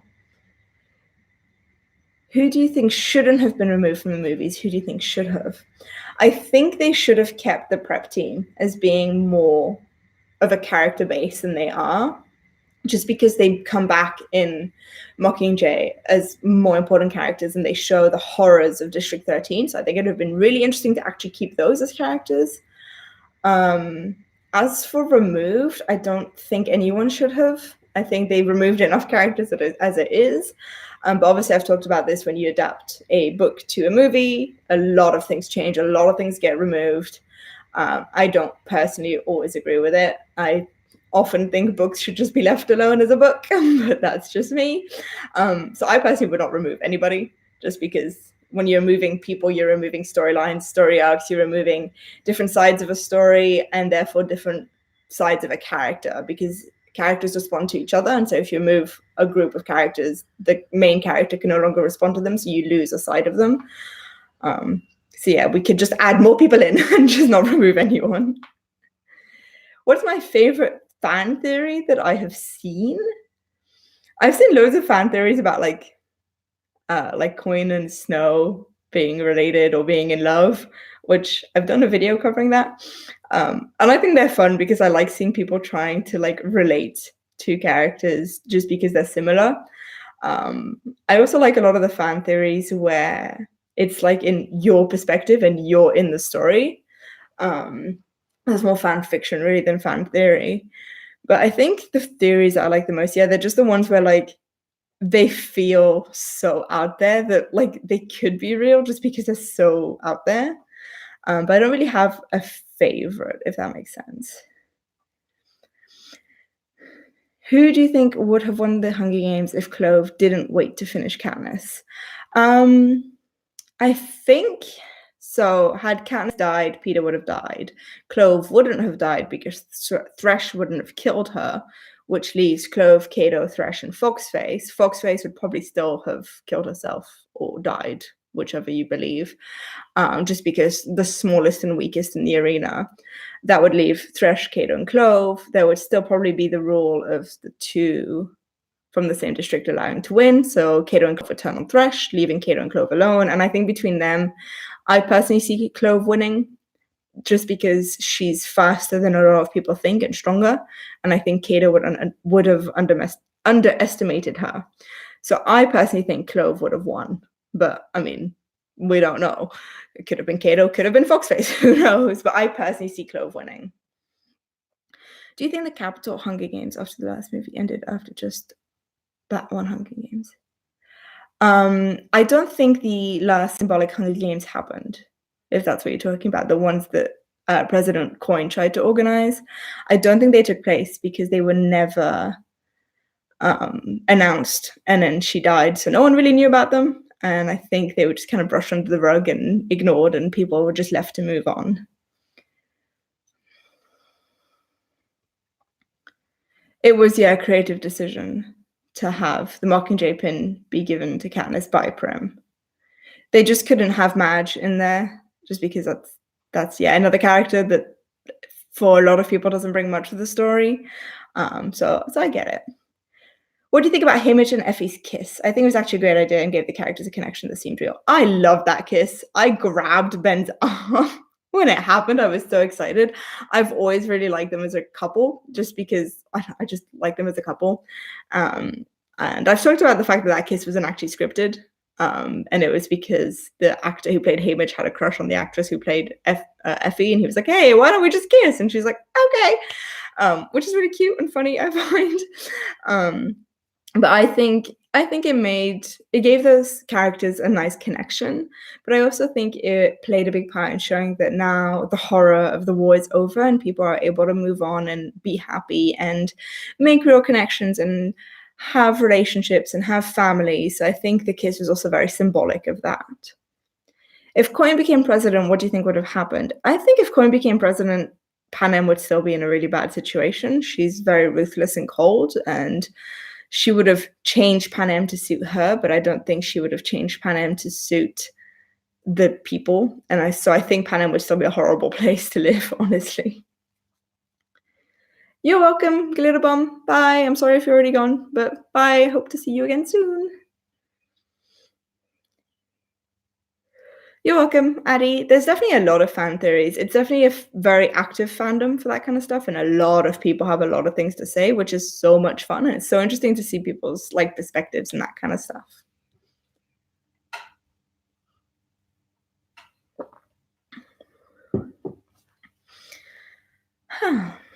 It's been almost 2 hours. That might be time to slow down now. Go have a nap.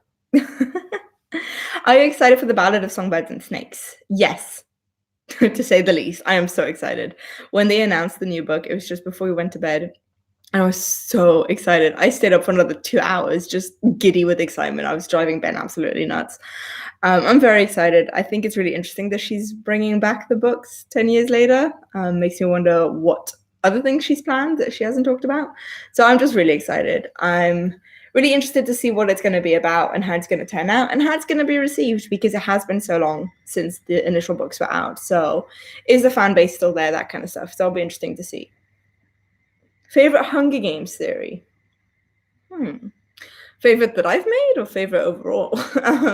I think I like theories.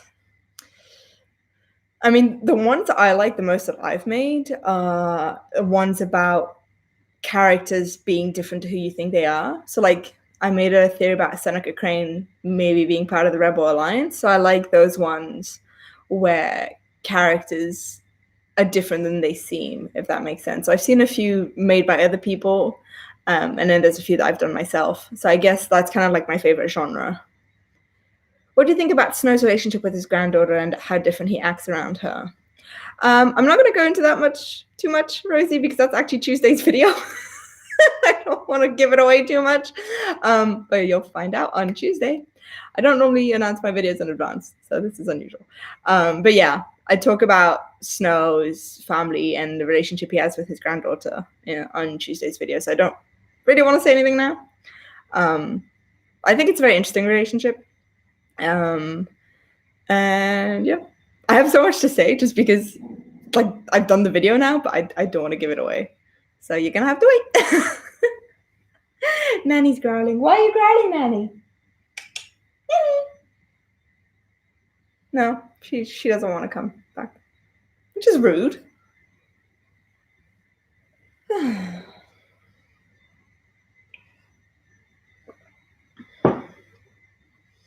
Right.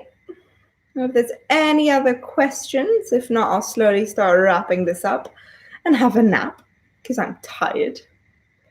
Except I can't have to work on videos. I can still nap. I'll work on videos later. Nanny, come say goodbye. Which Hunger Games movie is your favorite? Catching Fire is probably my favorite movie. I don't know why. It is. Yes. Rosie, I'm sure you've seen the tag, but just in case I'm throwing it out there, make sure to email us to get the coupon code for the merch.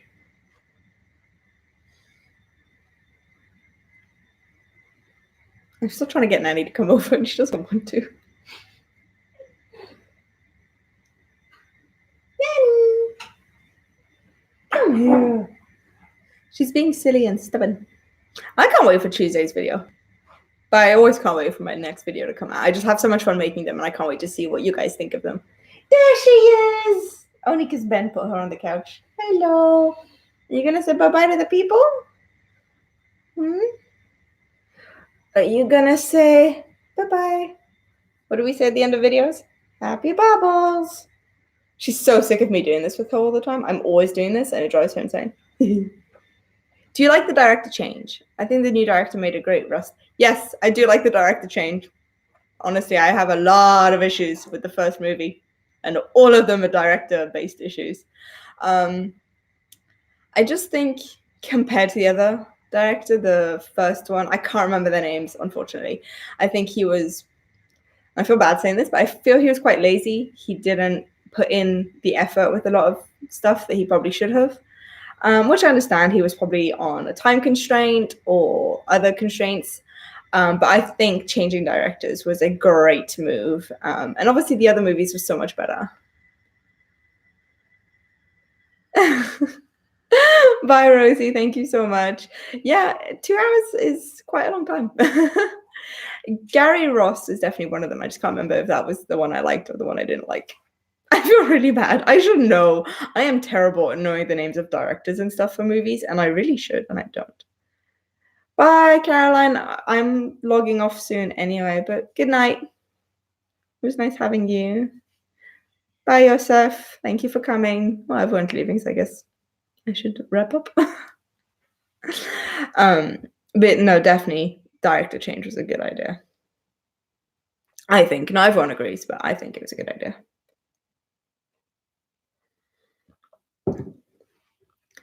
Right. For those of you who are on the Discord server, obviously you know that we do Q&As twice a week. So if there's any more questions, you can just go ask them in there, and I'll finish off in there. And then for those of you who aren't in the Discord server, you can always tweet at me at Storydiver, and I can answer questions when I see them. And worst case, I'll probably be doing another one of these at the next milestone of some kind. So there'll definitely be chances to ask more questions. It has been 2 hours now, Steph. Thank you so much, and bye. Is your favorite book different than your favorite movie? Yes, it is. So my favorite book is Mockingjay, but my favorite movie is Catching Fire. Oh, thank you so much, Kitty. I really appreciate it. That's really nice. I get really weird when people start like being nice and complimenting me. I'm like, no, please don't. But thank you so much, Kitty. That's very sweet of you.